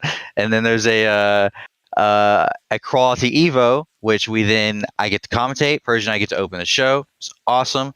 Get to play in pools. I beat Clockwork. It was sick. Get all the way to winners finals. I lose to No Life, who gets top 8 that tournament. So that's awesome. And then in losers finals, I lose Clockwork. So how can you complain about losing Clockwork, right? So that was an awesome tournament. I was like, this is great. This is amazing. This is the coolest thing ever. There's all this drama going on with MVCI, but whatever. Figure it out. That's coming up in October. My fiance gets incredibly sick. Like incredibly sick. Oh no. Yeah, this is September. So this happens basically a month right before this big game's about to come out. And she's the one who moved out to Minnesota. And she really did get basically, she had very, very serious cancer. We didn't know about this. But we're lucky. It was tough. And we had a lot of great help from the community. They really did really step up for us. Man, it's an amazing story because she went through a really tough fight, 15 rounds of chemo. She's just a strong woman and really just did a beautiful job with it. So I had all these things going on and really I wanted to still do this Marvel stuff because it was what made me really happy, right? So it was still this incentive. I grinded it out a little bit. I got top 8 at a combo breaker for MVCI. I got to commentate that. I beat Not Enough Damage for the first time ever. It's 25-1. He's got to hold that one. He beat me in my first ever Evo, that one that I got 13th. He put me into losers. So that was an awesome tournament. And I felt really like I had a great time playing Thanos Venom, which is a team I really enjoyed. And I just said, I got to do other stuff for a little while and figure the rest out with my life. And that's really what I started to get into. And I really felt comfortable doing that because this was also a time when Air Dash Club, who's another really amazing supporter of the scene. Shout out to Darren, K-Brad. They put in so much work to put on these really amazing events, and they were affected by COVID and all these different things that just happened. They had their event was going to be planned for March 17th or something, right? We're talking rough ground zero, man. Just such an insane thing to happen for them and for all the work that they put in. So it was really tough to see then, Darren, he was gonna have to take a break too. He's gonna have to step away, and it felt terrible to do this. But Tong was there, and Tampa Never Sleeps. They were right there, man, and they grinded in this insane way to run tournaments, and we've been watching for them for so long, and they've grown to the status of what they can do as a team. The traveling and broadcasting and doing all this stuff, and then also the actual product they put on. The tournament's amazing, super high quality play on Parsec, which is so hard to manage, and really elevate the players. Do this fun, free thing that has all this prestige. You just can't help you be impressed, right? So it's cool. It's awesome. It really sucks that I got pulled away, and I really, really want to find my way back in a different way. I don't know how that's going to look like yet. Hopefully, top 8 at Evo, King of Fighters 15. Obviously, that would be the best case scenario. Best case scenario. I really miss commentary, man, and I watch a lot of esports. Watch a ton of esports through StarCraft 2 mostly. Yeah, well, yeah. I used to watch a lot of Hearthstone. I really put that to bed, unfortunately. But I really. Yeah, I missed that part of it though. I missed the analysts and the casting and stuff. Mm-hmm. So. Well, I'm glad that you talked about this a little bit because just as a quick thing, notes to ourselves: when we do a KOF Commentator Cup, let's get this guy in there. All right, make it happen. Look, I'm glad that you talked about this a little bit because it's something that we don't often talk about. Just having other things that happen in your life that necessitate that you kind of take a step away from playing fighting games for a while. And that's okay, even if it's something that you'd rather not do, you'd rather have, you'd rather do the things that you love, but that happens to all of us. I've been there in the past. I'm sure many of us have been there in the past. And so yeah, I'm glad that you're willing to sort of open up about that a little bit. You never know. It's good. Sorry, James, go ahead. No. I just wanted to ask, and your wife right now or fiance is doing well, right? So she is. She's doing phenomenally well. She's doing great. Bodied that shit. She did buy that shit. It was impressive. She bodied that shit. Crazy. Good. It was intense. Yeah. She did a great job. So we are healthy and doing better. And what I've been really working on personally, and that's what I've been getting back into, is competitive games a little bit, is especially with RTS. Like I like to say this, like, so I know that people who, like, anybody who doesn't really know me and appreciate me would just like hear this and be like, okay, dude, and like walk away. But I played 900 games of StarCraft last year. Like I played so many games. Like I was obsessed, and what I've been really like an hour long too, just to clarify that. They can be. They're not. Thankfully, not usually. Age of Empires 4 definitely, which is why I've been putting that on the show for a minute. I'm coming back to StarCraft 2. But yeah, it was grueling. Well, what about Tarkov? That shit's in bed, bro. All right. They're down bad right now. All right. You know where they're at. So yeah, that's fair. Yeah, they're down bad right now. And no, I've really been playing a lot of King of Fighters. Shout out to my boy Dearson, who I've been playing like basically one-on-ones, just like grinding. Just I'm playing Ralph, who's amazing. Please do not nerf Ralph. He'll be fine. He'll be fine. He'll be fine. Terry Bogard, look at that guy. Look at Terry Bogard. Look at Vanessa. Ralph's fine. He's great. Love Ralph. Maxima, awesome. Just like man. Oh, dude, dream character. Like you tailor made. Just print them out, beautiful. Just and then Antonov, dude, are you killing me? Like, okay. I can see that. Dude, 3 grappler types. Antonov makes me sweat. And 2 grapplers. Antonov makes me sweat. He's such a perfect character. It's unbelievable how they can make this character and put him in. I saw his design in 14. Sure, in 15. I'm here. Like I'm here. I'm packing my bag. My stick is dusted off. Like it is a great time. I'm enjoying the hell out of that game. Well, you got 2.5 characters there on that team, so good luck. Yeah, he sucks. Cool. As somebody who's been playing a lot of Maxima as well, he's not up there with Ralph and Antonov. He's dry, dude. He's super dry. Like, I agree. I don't know. That's the thing is like I was looking at him. Like I'm looking at Clark. I'm looking at some other characters who I could definitely play middle. Ralph, I'll probably just move middle so I can just burn more EX and supers because it'll just do half their health. That's really cool. So but here's the thing. So this is what's fascinating, right? I look at a game of King of Fighters and I'm like, I have questions. Right. And I'm like, whoa. Because I did also really enjoy MK11.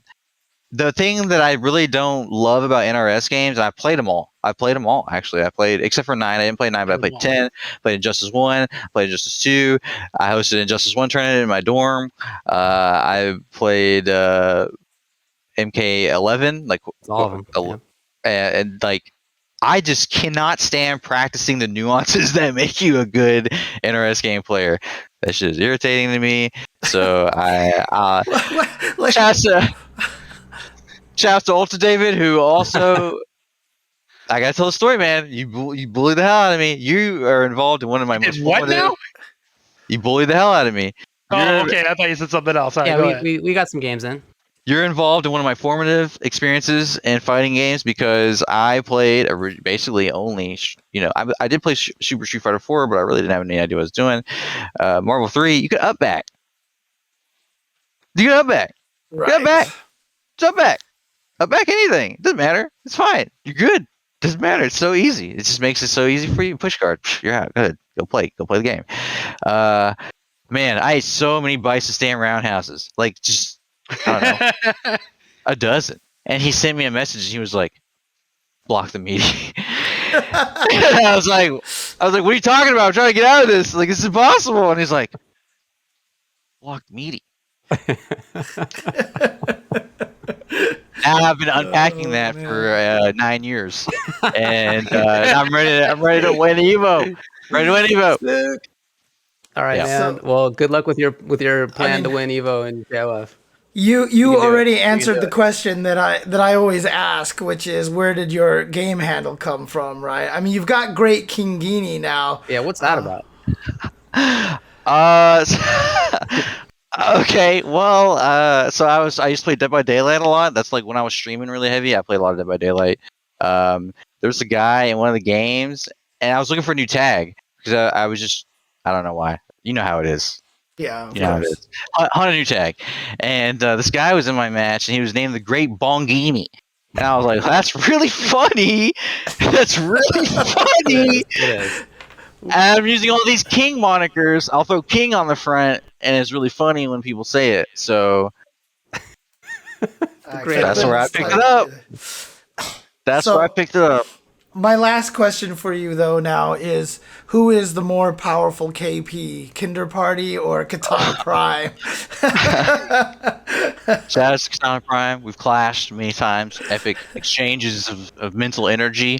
There's been some rude intrusions for lesser KP cons like Kyle P. Very easily subdued with minor gimmicks, but epic clashes with Katana Prime. I would say officially the word is out, so I want to leave that one in the air. Hey man, thanks a lot for coming on and hanging out with us for a while. Good to see you. I appreciate it. It's good seeing you guys. Enjoy the rest of the show. Let's play Marvel soon. Maybe this weekend. Yeah, you need it, bud. Off my show. Later. Oh man, it's good to see him again, dude. It's good to see him and good to talk about. I remember Marvel Lives, man. They were putting in so much work. Like, I don't even know if you guys can understand. They were organizing their own circuit. They were doing their whole thing, running them at multiple events, gathering league points, circuit points, and stuff. And man, that was I had points. It's not easy to do. Yeah, I mean, when it was unfortunate for them that Marvel Infinite didn't do as well as it could have. I mean, obviously they're doing this primarily just because they like Marvel. Like, it's not like a business plan necessarily. Right. But at the same time, a bunch of them. I mean, Brock's part of this too. Like, you want to continue commentating and maybe have that be a side job, and you want to be a tournament organizer and have that be a side job, and then nobody wants to play the game that comes out, and that was the biggest apart. Crushing thing for me. Yeah, the failure of that game pretty much crushed my dream to at least part-time commentate. You know what I'm saying? I mean, yeah, that was rough. That was hard. Were you ever invited on the Marvel Lives podcast, Tubo? I was on there once or twice, I think. Okay. Just wanted to make sure. All right. Well, thanks again to Kinderparty, apparently, for coming on to the show. Let's move on to 5-5 matchup. Yeah. Guess what, everybody? We don't have an Ultra Chen 5-5 topic. So what we're going to do is take votes as we usually do, and you are going to pick 2 topics. 2 topics. So vote like you're picking 2. All right, here we go. Number 1. Could you settle the day-old debate around the semantics of what turns are and whether King of Fighters 15 has them? Number 2, do you believe that it is only a matter of time when we'll see gaming companies take a more hardline approach towards copyright and protecting their intellectual properties, similar to how music and movies are protected? And number 3, what is the most unfairly maligned fighting game mechanic? And again, those of you who are subscribers, you guys can vote for 2 things.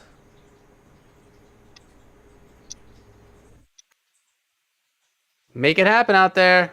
What do we got? Type in !1, !2, or !3 to vote for your choice. What do we got? Come on, votes. Tobo voted 100 times. Listen, free and fair election.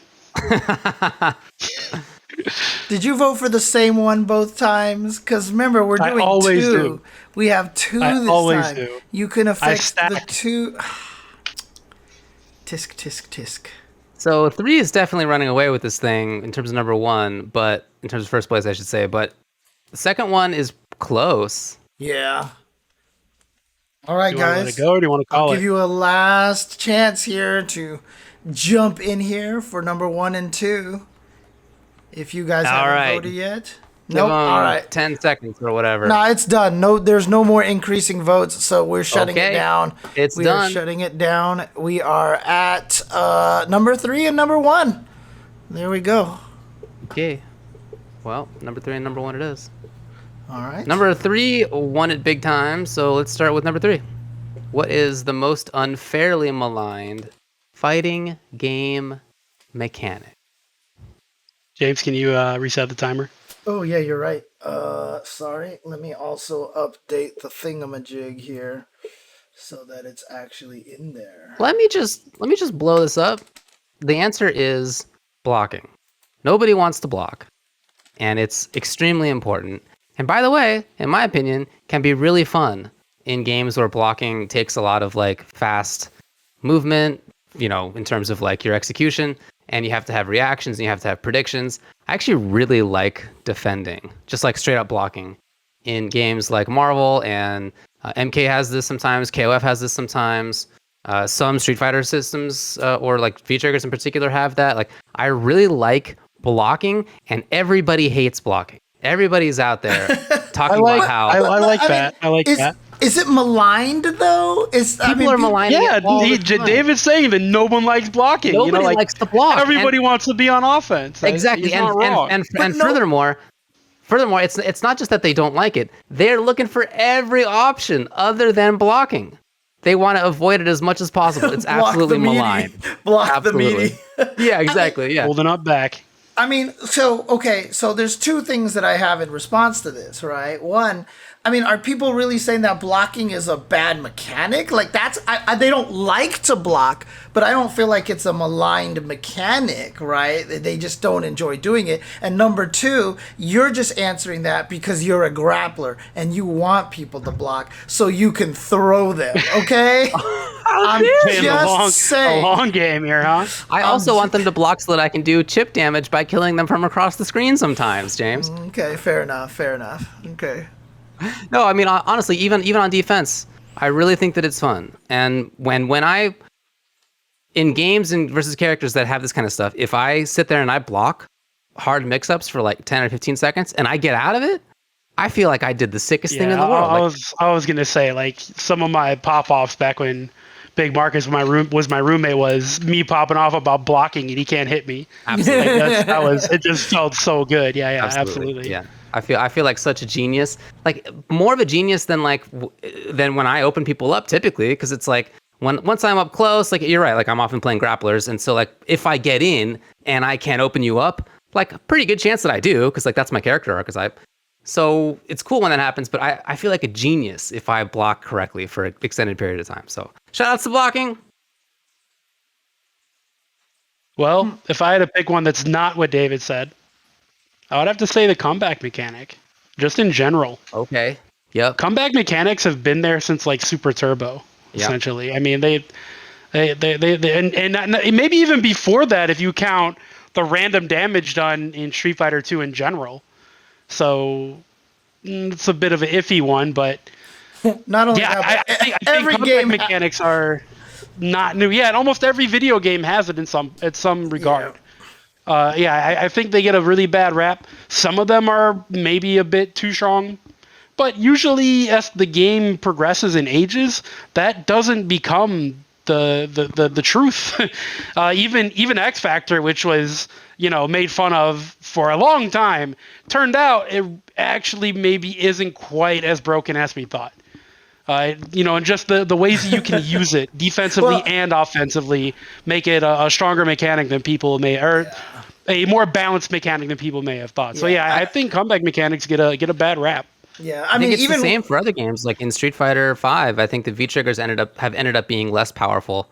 Yeah, some of that is the game developer actually changing stuff, but a lot of it is people just getting used to like what the mix-ups out of those things are, and figuring out how to play defense against them.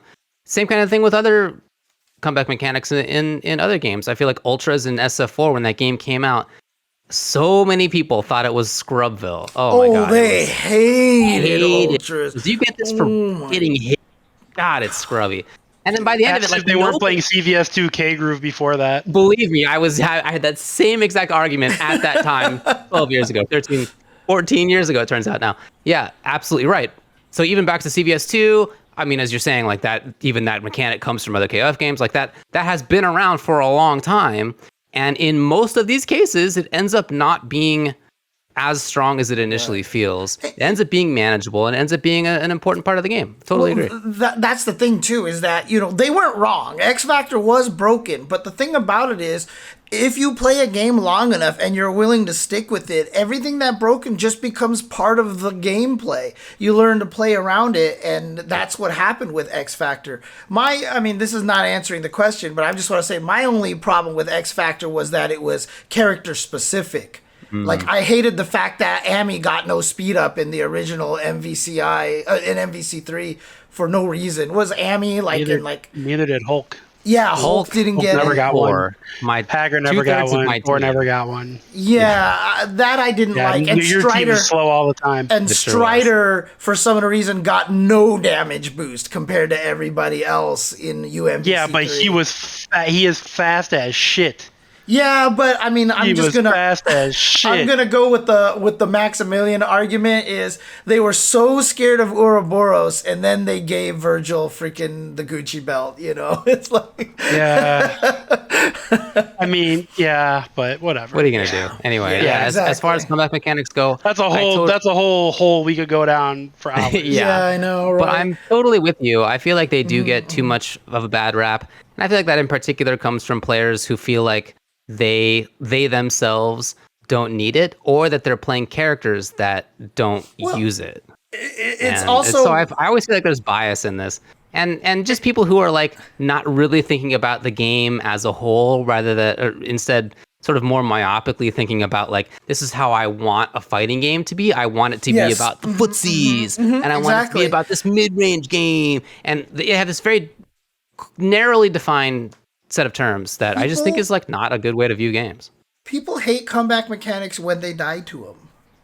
Totally. It's just what it comes down to. I mean, that's the thing. Is like, I remember arguing with someone one time that they were saying like, oh, I hate the comeback mechanic in Street Fighter 4, and they were playing Persona 4, which, you know, when you start losing your health, you got 2 extra bars and all of a sudden access to like, they're like, but it's part of the gameplay and you could totally bypass that chunk of life if you do it right. And I mean, you can perfect someone and they never get to use their ultra, right? I mean, that's just what it comes down to. It's whether or not you just get hit by it all the time and die to it, right? I mean, that's just the nature of almost everything in fighting games, right? The fighting games that you love are the ones that you're winning in, and the fair fighting games, the honest fighting games are the ones that you're winning in, and the dishonest fighting games are the ones that you're losing in, and that is 100%. The old axiom. I think it's hilarious that this topic was sort of reintroduced in some ways by Rob TV in Street Fighter V a couple weeks ago. Oh, yeah. A Karen player. I told him this in person, by the way. But a Karen player, a character who doesn't need comebacks because she's doing a quarter of your life and half-screen corner carry from the jump. If she has one EX bar, she is doing fantastically. She doesn't even need V-Trigger. She just can spend it on V-Reversal and V-Shift.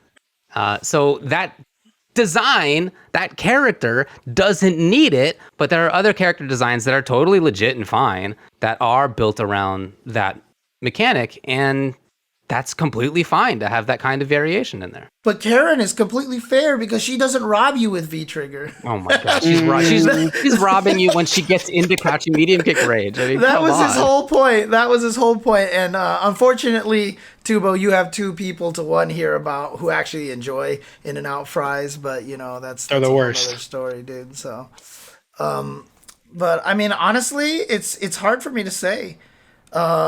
In terms of most maligned mechanic, I mean, I probably would have said something like X Factor, but you know, it is kind of covered in the comeback mechanic department. That's just a thing. It's like, as long as the mechanic works within the game, and the hardest part about it is this is unfairly maligned. Like Pandora mode is maligned, but that thing was like the dumbest thing ever, right? Like Pandora mode was just it was hardly useful, stupid, right? Like, but that's fairly maligned. In terms of unfairly maligned, that's just the thing, is a lot of times when fighting game mechanics are good, people don't notice them as much. You know, they don't talk about it as much. People only malign the stuff that annoy them. I mean, I used to complain about parries a long time ago. I don't even believe parries are bad at all.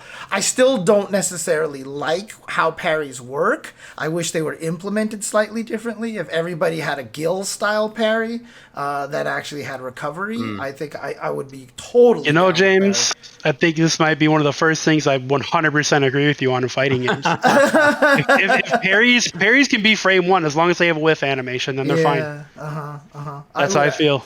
Yeah, that's how I would. I mean, that's why I always said if I made Street Fighter 6, it would be a spiritual successor. I'm almost kind of hoping that Gil is kind of like a testing ground for that, but I'm pretty sure I'm fooling myself for that. You know, I would love it if Street Fighter 3 was a spiritual successor and they brought back, as much as I hate them, Remy and 12 and, you know, and all the characters like that, because I'm sure they could actually make them interesting like they did to Oro, right? I mean, you know, so I would have faith in it, but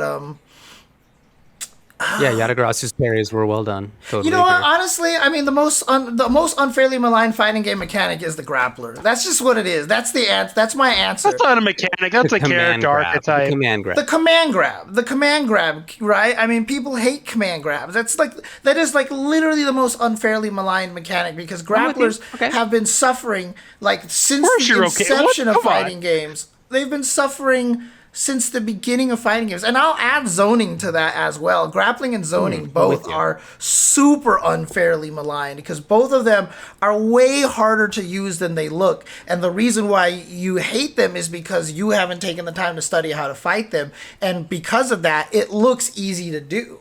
If you do not understand how to fight a zoner, and you don't understand how every attack a zoner chooses leaves them wide open in a completely different direction, it's not like Magneto's going gravity squeeze, gravity squeeze, gravity squeeze, gravity squeeze, right? Like, if Axel is throwing out crouching strong to hit you and anticipating that, he's leaving himself open in the front. If Zangief is trying to walk up and SPD you, you can punish him on the whiff. Like, there's so many different ways to take advantage of this and just not be in that position to lose those things in the first place.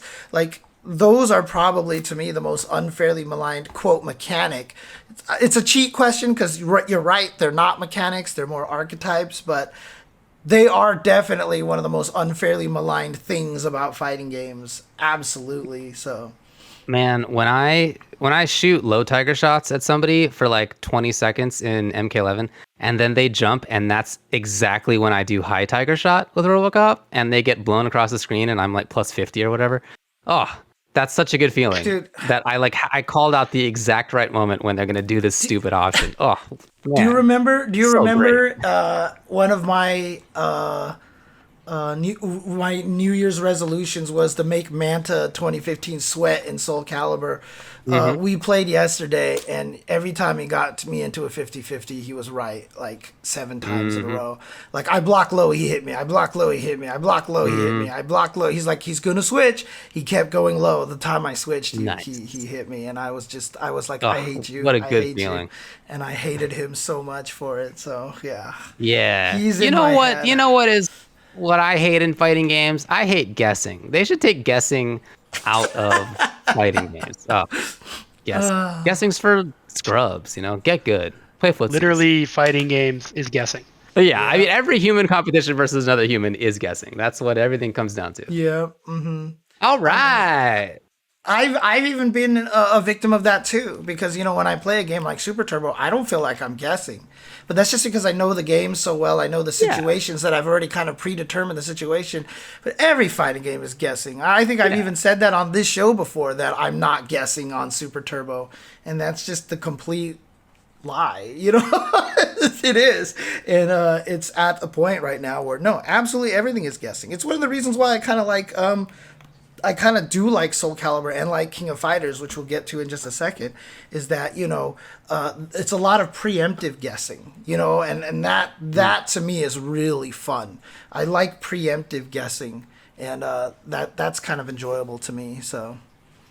All right. Well, you want to move on to the next one then? Yeah, sure. We can talk about this, and like I said, kind of goes into the subject a little bit. Can you settle the day-old debate on the semantics big debate of what turns are and whether KOF 15 has them? Now, this came from the fact that Reynold was joking about how he was like, you know what, if you want your turn in KOF, I'm telling you right now, you can have your turn whenever you want to. You just have to take it. And my response was, I keep telling people there's no turns in KOF 15. And David was like, well, I stole somebody's turn by waking up with an overhead, like I did with Honda in Street Fighter V. To which I said, that's not really stealing turns. So that's kind of where we stand on the debate right now. So do you want to open, David, or do you want me to open? You can go for it. You're the one who brought it up, I guess. Go for it. So I mean, I don't disagree with David. So the interesting thing about it to me is that Okizeme to me isn't about turns. It's a very different concept. So someone thinking you're going to wake up with a DP and then you call them out with a hand slap or an overhead. It's kind of like faking a fireball and having someone jump over it and you DP them. It's just, that's the guessing part of the game. That to me is less about turns, because also the Oki game could involve being a screen away and throwing a fireball as a meaty in older games in any case, and that was a good option. So I don't consider that turns. To me, my problem is, but here's the thing, if that's what we want to define as turn, if we want to define that the guy on the ground doesn't have the turn, the guy standing up and has the turn, and we want to define that as it's the guy standing up, it's his turn, and so you stole the turn. I mean, if that's the conversation that we want to have, we can discuss that. That's just not how I personally define turns. I define terms as a largely more of a proximity thing. To me, turns in fighting games are more about when characters are right next to each other. One of the reasons why I fell in love with Lucia so much in Street Fighter V was that she was one of the first characters that I really felt like if I spaced out my burn kick properly, I would be safe. And every time I see that happen in KOF 15, like, part of my heart flutters. Like, honestly, like, there's these moves that are minus, and you see Mai go, whoa, with the flame thing, and it hits at the tip, and there's just nothing you could do about it, right? And so, like, Laura, like, you do light elbow, like, you can't do that at a range in which when the opponent blocks, there's no turns. Because she literally pushes you nowhere. Like, if it hits you, the character doesn't slide back. You're next to him. You've got to deal with that mix-up. Not only that, but in Street Fighter V, there's no universal option to disrespect turns. Whereas in King of Fighters, you can just back roll, you can forward roll, you can do all sorts of things. There's lots of ways to disrespect the turns. And even when Gerald first showed up to Ultra Chen TV like 8 years ago now or something, and he was trying to teach us Virtua Fighter, one of the things that he said, he's like, Virtua Fighter is unique because it takes this concept of turns. Other fighting games don't have this concept. Most Capcom games do not have turns. And it's very different for people. So the way I've always lived off of that definition, and so to me, there are such things as games with turns and games without turns. Now, does KOF 15 have turns? Sure. There are unique situations like Benimaru's heavy slashy move, which leaves him right next to you and he's plus on block. That's kind of the intention of that move because it has huge startup. But for the most part, in King of Fighters, you don't get that situation. Kyo's Rekka, his first hit of the Rekka is super unsafe. But he does it at the right range, and the pushback in KOF 15 is old school style, man. Fighting games these days don't have pushback like that. KOF 15 has ridiculous pushback. And that's kind of what I mean by it doesn't have as much turns, because I feel like when you push someone far away enough, you're back at neutral. And when you're back at neutral, that is no longer turns. And so for me, KOF 15 is not very turn heavy. But again, this is my self kind of made definition of turns. So that's probably unfair that I kind of describe it that way without clarifying that. But that's kind of how I stand on that. Do you think Street Fighter 4 has turns? It does. And Street Fighter 4 has big pushback on normals too. It does sort of, but Street Fighter 4 also has invincibility on all of their backdashes. Characters have focus attacks which can absorb hits right away. A lot of characters have invincible DPs as well. And the push block is still not as high in that game as it is in previous games, but it's still much more than 5. 5 is like the pushbackless Street Fighter game of all time, so... Well, I guess I define turns in what I feel is the more traditional way, which is just basically like which character has the advantage in terms of frames or movement. And I mean, that seems like it's the classical definition of a character's turn when they have that. and it's not your turn when you're at minus frames, or when you're sort of stuck, when your movement is stuck. So certainly I agree that like something like the Laura situation you're talking about is a question of whose turn it is after that. If she just does it raw, it's not her turn. There's a meaty setup where she does it and it is her turn. Right. So, I mean, that's that. Obviously that would count, but I also think that it counts, the situation you're talking about where like Ryu's throwing a fireball from across the screen in ST and you block it. And now as the defender, you're like, well, and what do I do next? He has big plus frames, and he also limits my movement. I can't just jump forward over this. He's just gonna like anti-air me. So like, what do I do? Like sometimes you jump forward, you neutral jump. There's other things you do, obviously, but it's not your turn. It's Ryu's turn. Sort of make the call, and then you make a guess, and it's a bad guess because you're in a bad situation. Not your turn. So yeah, I think that's how I would define it, and I think that it's something that's in every fighting game and probably in other types of games as well. I mean, to go talk about RTS as we were just doing with Kinderparty, I think there are many situations in those games where like it's your turn or not. You're on the back foot or you're not. Frame advantage is not the same, right? It's not the same concept, but like there are other things that mean it's your turn or it's not. And I feel like it's just very common in games. So yeah, I certainly think the KOF has that. And I think that to talk about meaties, I think that a knockdown is the same kind of thing because it's limiting the defender's frame advantage to big negative, obviously, and also limiting their movement. They're stuck. They have to make a bad choice. So yeah, I think that my example where I did wake up overhead and it hit. And by the way, you better believe that I did a huge in real life fist pump when I did that versus Tasty Steve. And I hit him with it. Oh, I was like cheesing, so great. But yeah, so, I do think it's turns. So to go back to what James said for his own definition, it sounds to me what you're describing, James, is any game that has a escape option means the game doesn't have turns, because you described everything that's a turn stealer. Not you described uppercuts, like invincible uppercuts. That's stealing a turn. You describe backdashes, that could be stealing a turn. Yeah, you describe back rolls and forward rolls, that's stealing turns. Right. The definition of turn to me, and I feel like the community at large, is are you plus or negative? Like it's kind of that simple. Are you plus or negative? And if that exists in a game, which it does in every fighting game, turns exist. It's just your answers to get out of those situations is going to be different per game. I mean, I didn't say that Street Fighter 4 didn't have turns. I just said that it's not a game where you have to respect it as much.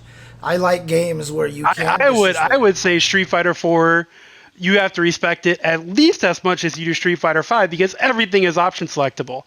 If I'm playing like Ryu and you're playing Balrog and I do crouch medium punch and I option select it with sweep and you backdash, well, you backdash my crouch medium punch, which would have been +4, I think, on block, something like +2. Then you get swept, and now I have a huge advantage. You can't do anything because now I get to OS your headbutt or your backdash again. So I think Street Fighter 4 is definitely a game of turns and trying to find that escape. Street Fighter 4 definitely had more. It was probably one of the more turn-heavy ones. 5, I feel like, though, is far more turn oriented than Street Fighter 4 was, because Street Fighter 4 does give you a lot of those options that you don't have to think about it as much. You don't have to care about it as much. Whereas in Street Fighter 5, you're basically forced into it, right? Like, if you have no meter, and Karin does, I always say this, like Karin does crouch medium punch, stand medium punch, there is literally nothing you can do, right? There's literally no universal mechanic that will get you out of that situation. Maybe not game start, but if you have an invincible uppercut, you can steal a turn. You can steal V-shift. Yeah. Right, exactly. Yeah, but that's why I said if you have no resources, right? Yeah. And so I mean, but that stays true for many games, though. I would say most games have it so that you can almost always disrespect a turn without a resource. I can't think of a single game outside of Street Fighter V where you can't do that. Like every game has a way to disrespect the frame data without a resource. I've literally sat here and thought about that, and I couldn't think of a single game that was like Street Fighter V. Street Fighter V is the most turn-based fighting game, I think, of all time. But again, talking about 2D games, probably. 2D games, yeah, 2D games. But even more so than Tekken. Tekken has a ton of ways to disrespect, turns and stuff like that. Yeah, I can't comment on Tekken. Like Tekken, standing punch and crouching punch are always going to be the 10-frame buttons to keep your turn, but standing punch is always crouchable, and crouching punch is always parryable. And they, Tekken 7, I feel like they did that for a reason. But, again, obviously as Heroic Legacy, you can block, but that's the thing, right? As David mentioned, people hate blocking, and that's what makes a lot of people feel uncomfortable when they play Street Fighter V, right? If you're David and you're like, I love blocking, like this game is right up his alley. But if you're like... I don't actually block all that often. I'm very slippery, but when I do have to block, and I do block, I feel like a genius. And that's the thing, is like you even said very early on in Street Fighter, for some strange reason in Street Fighter V, when you got knocked down, you felt kind of nervous, right? Yeah. A lot of people feel that because blocking is what you're supposed to do, and that's very uncomfortable. And so while, people hated Street Fighter 4, Kens to the point where they're memed, I really think that's important to have in a fighting game. I think it's really important to have because I've always said the DP is the best mechanic in fighting game history, because if it gets blocked or if someone stands there and makes you whiff a DP and they punish you, you never think, man, doing nothing against my uppercut is the cheapest thing ever. You're usually like, fuck, the guy read me. And you've automatically been top fighting games right there. Whereas in Street Fighter V, if you don't understand the mix-up and you get thrown and then you get hit and then you get shimmied, you're like, I can't do anything. This is cheap. Like you blame the game as opposed to being like, the guy read me. The DP automatically does that. And in KOF, I've been talking to a lot of people that they're like, my God, this game is so much fun. And I'm like, it's because you can just throw shit out and you're safe, right? And they're like, yeah, I can do stuff, and this is not something that you get in Street Fighter V. If you do Laura elbow because you feel like I charge forward and attack, if you don't understand the concept of turns in Street Fighter's RPS, you're going to die after you get your Laura elbow blocked. And you're always going to die because you're going to keep throwing it out because that feels like what you're supposed to do. King of Fighters 15, by my definition, falls under what Gerald taught us about Virtua Fighter a long time ago. You can just throw shit out, and most of the time it's safe. This is why I say it doesn't have turns. Now, it's unfairly said because, as I caveated earlier, yeah, there are definitely situations where there are turns, but it's so minute and it's so uncommon to really have that same kind of Street Fighter V Tekken definition of turns in King of Fighters that it to me, you can play the game and not even understand the concept of turns, not even pay attention to turns, not even know anything about it, and you can still do fine. Whereas in a game like Street Fighter V, if you don't understand turns, you will be dead in the water, basically, is kind of how I feel about it. I do think that you need to know, you need to understand the concept of turns to have success in any fighting game, in my opinion. Mm-hmm. I agree that it's more, that your definition of it is more important in SF5 than it is in KOF.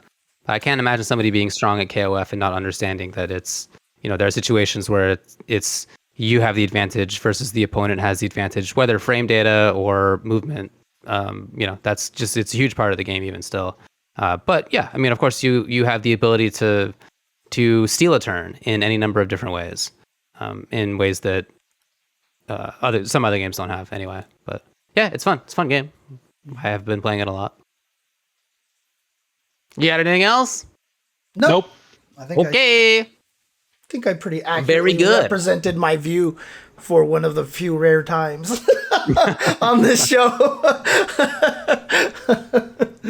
All right, so one last little extra topic to talk about here, and this is good news, but rollback is spreading.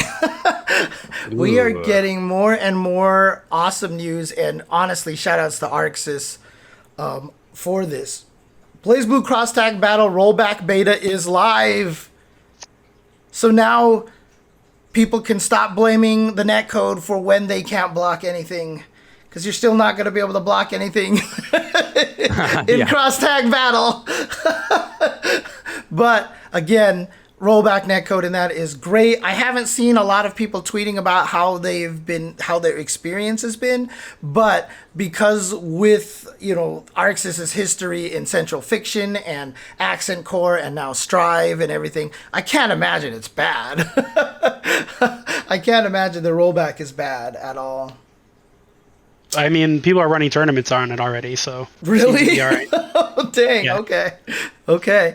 Also, and this is huge news, they announced that P4AU was getting re-released on Steam and I think on later consoles. Like, we're re-releasing the game, and everybody was like, we're not buying it if it doesn't have rollback. And other people were like, people were please very support immediate it. about that. Oh yeah.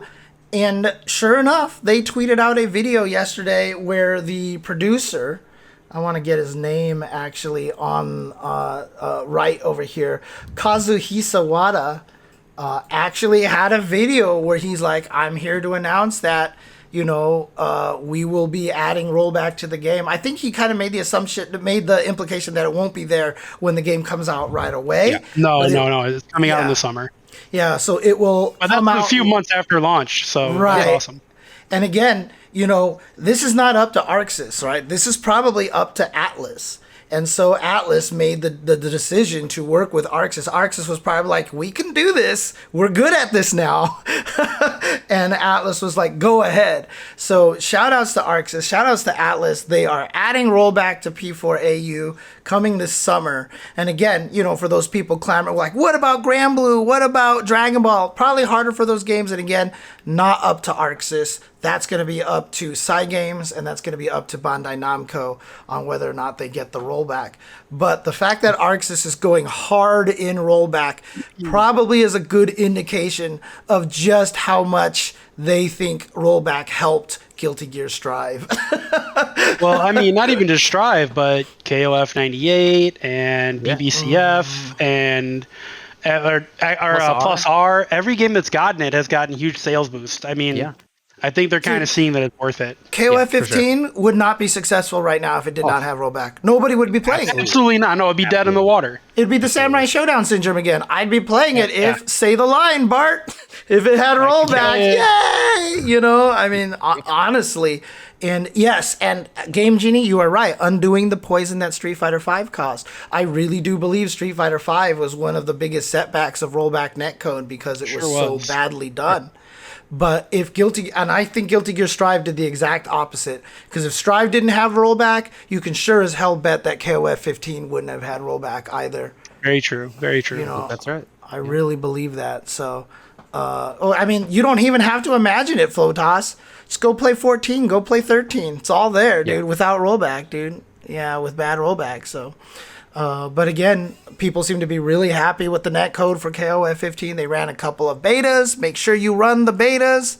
Because I tell you right now, Melty Blood would also be a lot more successful right now if they had run the betas and had stronger netcode upon release. But rollback netcode, I mean, look, I probably sound like I might as well change my name to Sajam right now, but like it is imperative that you put it in there, but it is not easy to implement. So it is imperative that you test it, and if it works, trust me, your game will succeed a lot more because of it. And the hype that I see around King of Fighters 15. Dude, you give it delay-based netcode, all of that hype is gone. It doesn't matter how good the game is. You wouldn't be able to play it, so... Right, exactly. It just wouldn't even matter. It wouldn't even have mattered how good the game was, how bad the game was, how pretty it was, how ugly it was. It would have been dead in the water instantly with delay-based netcode, so... All right. Okay. Let's get to the old mailbag here. UCTV Mailbag. All right. I don't know. I just made that up right now. All right, cool. It's the official theme song now. Okay. Let's do this. We've got 2 mailbag questions. We do. Usual. Here comes the first one. That's an old question. Oh, That is not a question. I mean, it was. 'Twas. At some point. Yes. Okay, there you go. Here's the right question. Whoops, and I put a number at the beginning of it. Sushi Saihara says, if the Tuesday show gang was a team in KOF, which of you is the lead, who's the middle, and who's the anchor in Team Tuesday? Dang. All right, so which one of us does the most damage without needing particular resources? That should be the lead. That should be the point, I believe. So I'm gonna have Brock on point. Wait, no, well, see, the thing is, David, you would be an annoying zoner, so you would be building up the meter. I feel like you should be. I'm a battery. Yeah, you'd be the battery because you're gonna be. What eats spinach? You're gonna be king chucking fireballs. So there you go. I like Brock on point. Let's see. I don't have the clutch. Don't put me on anchor, dude. You're not the clutch, huh? Anchor, no. Okay, fine. Yeah, I think that's a reasonable team. Yeah, I'll get all the resources and do a bunch of damage once I've corralled everything into a particular situation. And like I got 5 bars. I feel like, you know, we've seen from Scare Tactics what happens when Tubo knows his back is against the wall and he has the resources.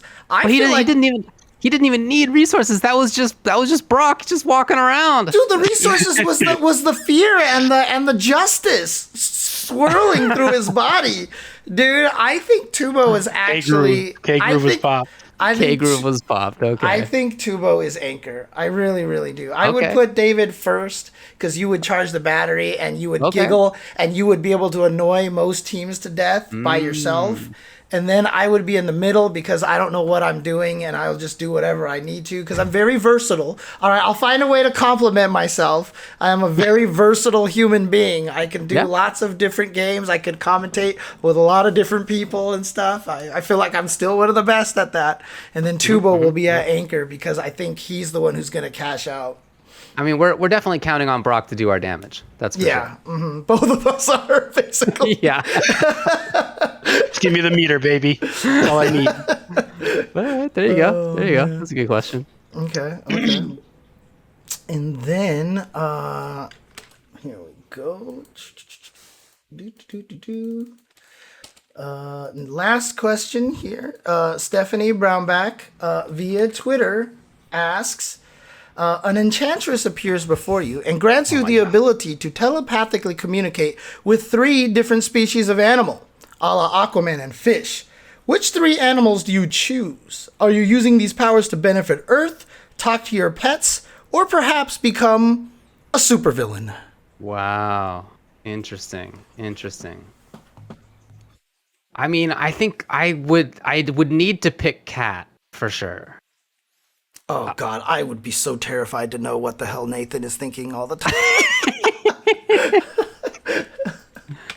Yeah, I would. Oh, my God. What the hell happened? Why, David? Oh, no, it's Wide David from Street Fighter 6.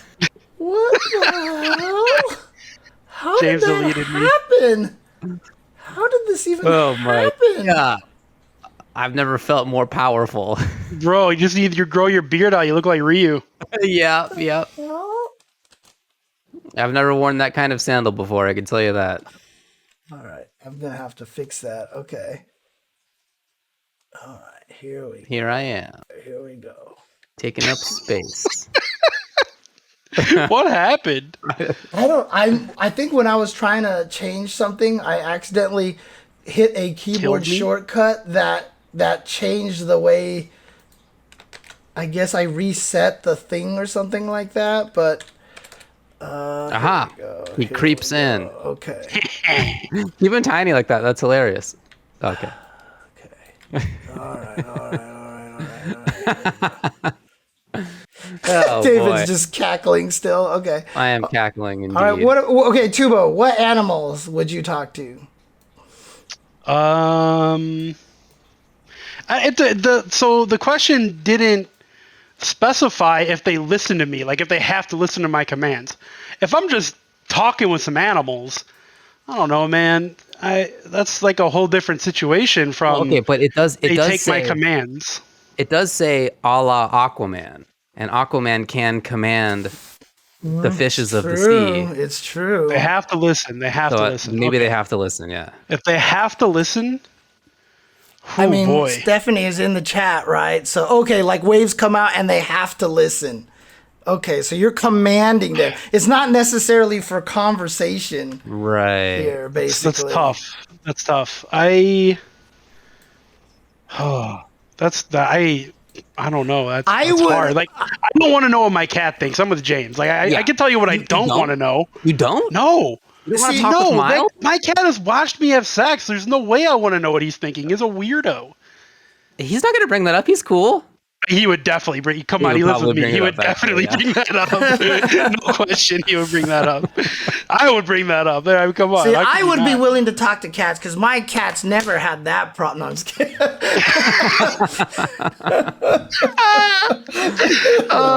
was good. No, I mean, honestly, I would say cats and dogs because those are the pets that I want to own. And my last answer, honestly, would be crows. Crows, interesting. Because they're everywhere and they fly. And let me tell you how smart crows are. And let me also tell you how big of jerks crows are. Like, you could get away with so much shit by commanding crows and doing everything because they're everywhere.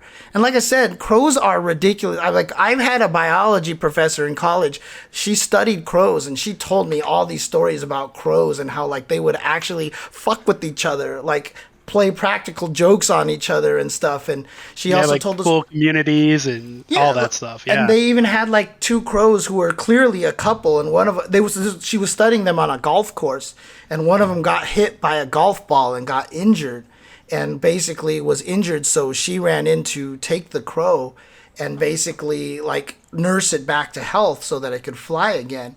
And then finally, when it was back to health, she brought it back to the field, and her partner crow just like zoomed in from out of nowhere, and it almost looked like the two crows were doing like some ritual dance or something. She said that like they were so happy to be with each other. Crows are geniuses, so controlling crows I think would be ridiculous. I think that's a cool answer. Yeah. Mm-hmm. I mean, I would pick cats for sure. I do want to know what my cats are thinking. I think they'd be cool. I don't think they'd be jerks. I don't think they'd be weirdos. I think they would be very nice and cool. And we'd have a good time. Take it, homie. I would like to control ants. I think, dude, that was actually going to be my answer too. You're Ant-Man? There's so many of those little fuckers. Yeah, there's so many of them. You know, you could do work with if you can control ants. Right, whatever you want. And like again, the question asks, are you using these powers to benefit Earth? Talk to your pets? Definitely that one. Or perhaps become a supervillain. And whether I want it to be like really good or really evil, I think ants are actually a great choice. Either way. They're for both. For both. Yeah, totally. They can be so constructive for sure. They can do great things. Yeah, they can build things. They can carry things around. You know, they could. Here's the thing: is not fast enough, and that's why crows like they could fly upstairs and get me shit. You know, that's the thing. I think ants are faster than you reckon. I think ants could do some good work, man. Okay. I definitely think that ants. Can I zone with ants?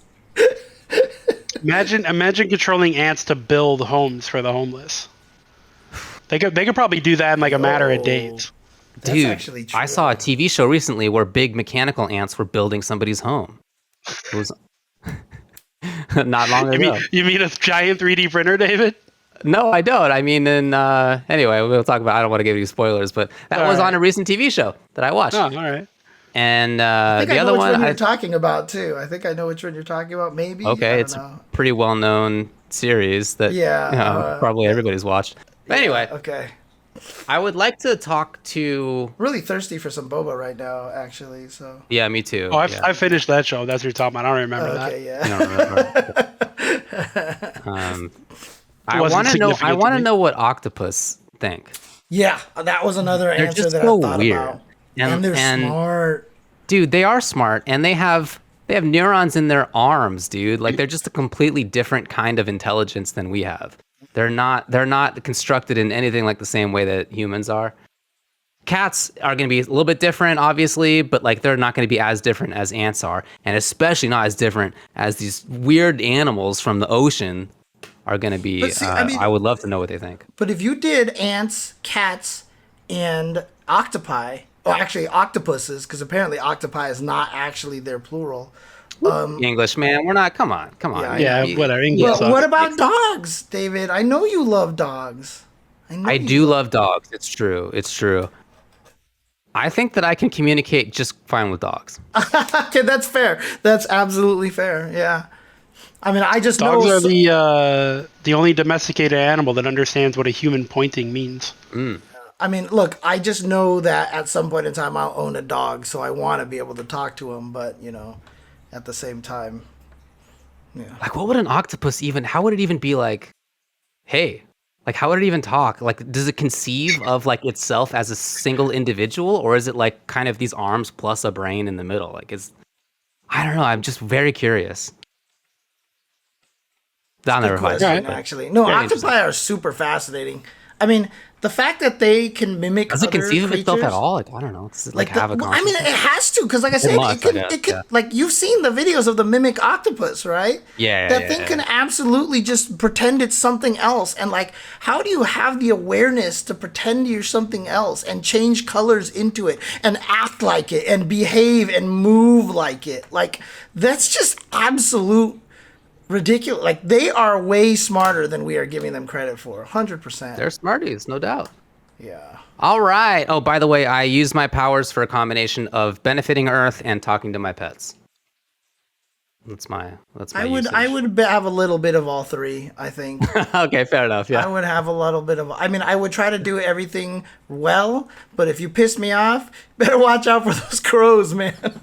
Oh man, watch out for James and his crows. All right. Well, we did it, everybody. We did it. Hey, again, next week, I should say, next Tuesday is going to be that EVO announcement show. It's going to be just before. Yeah, we're just going to restream that. Is that the deal? That's what I'm assuming. Yeah, we'll have to look into that. But that's probably what we should do. Yeah, and then like whenever it's done, I guess we'll probably just like start talking about it and analyze. We'll start talking about it. Yeah. All right. So that starts at 5 p.m. Pacific time next Tuesday. So check that out. Sweet. We'll be there. Okay. You got it, dude. Got time to crow him. Oh boy. To crow him. Squawk, squawk, squawk. What kind of noises a crow make? Squawks a bit. Actually, hang on a second. This is one of the most fascinating things. Crows in Japan sound different than crows in the U.S.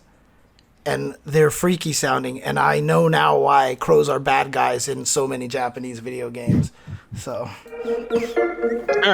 All right. See you, everybody. Peace.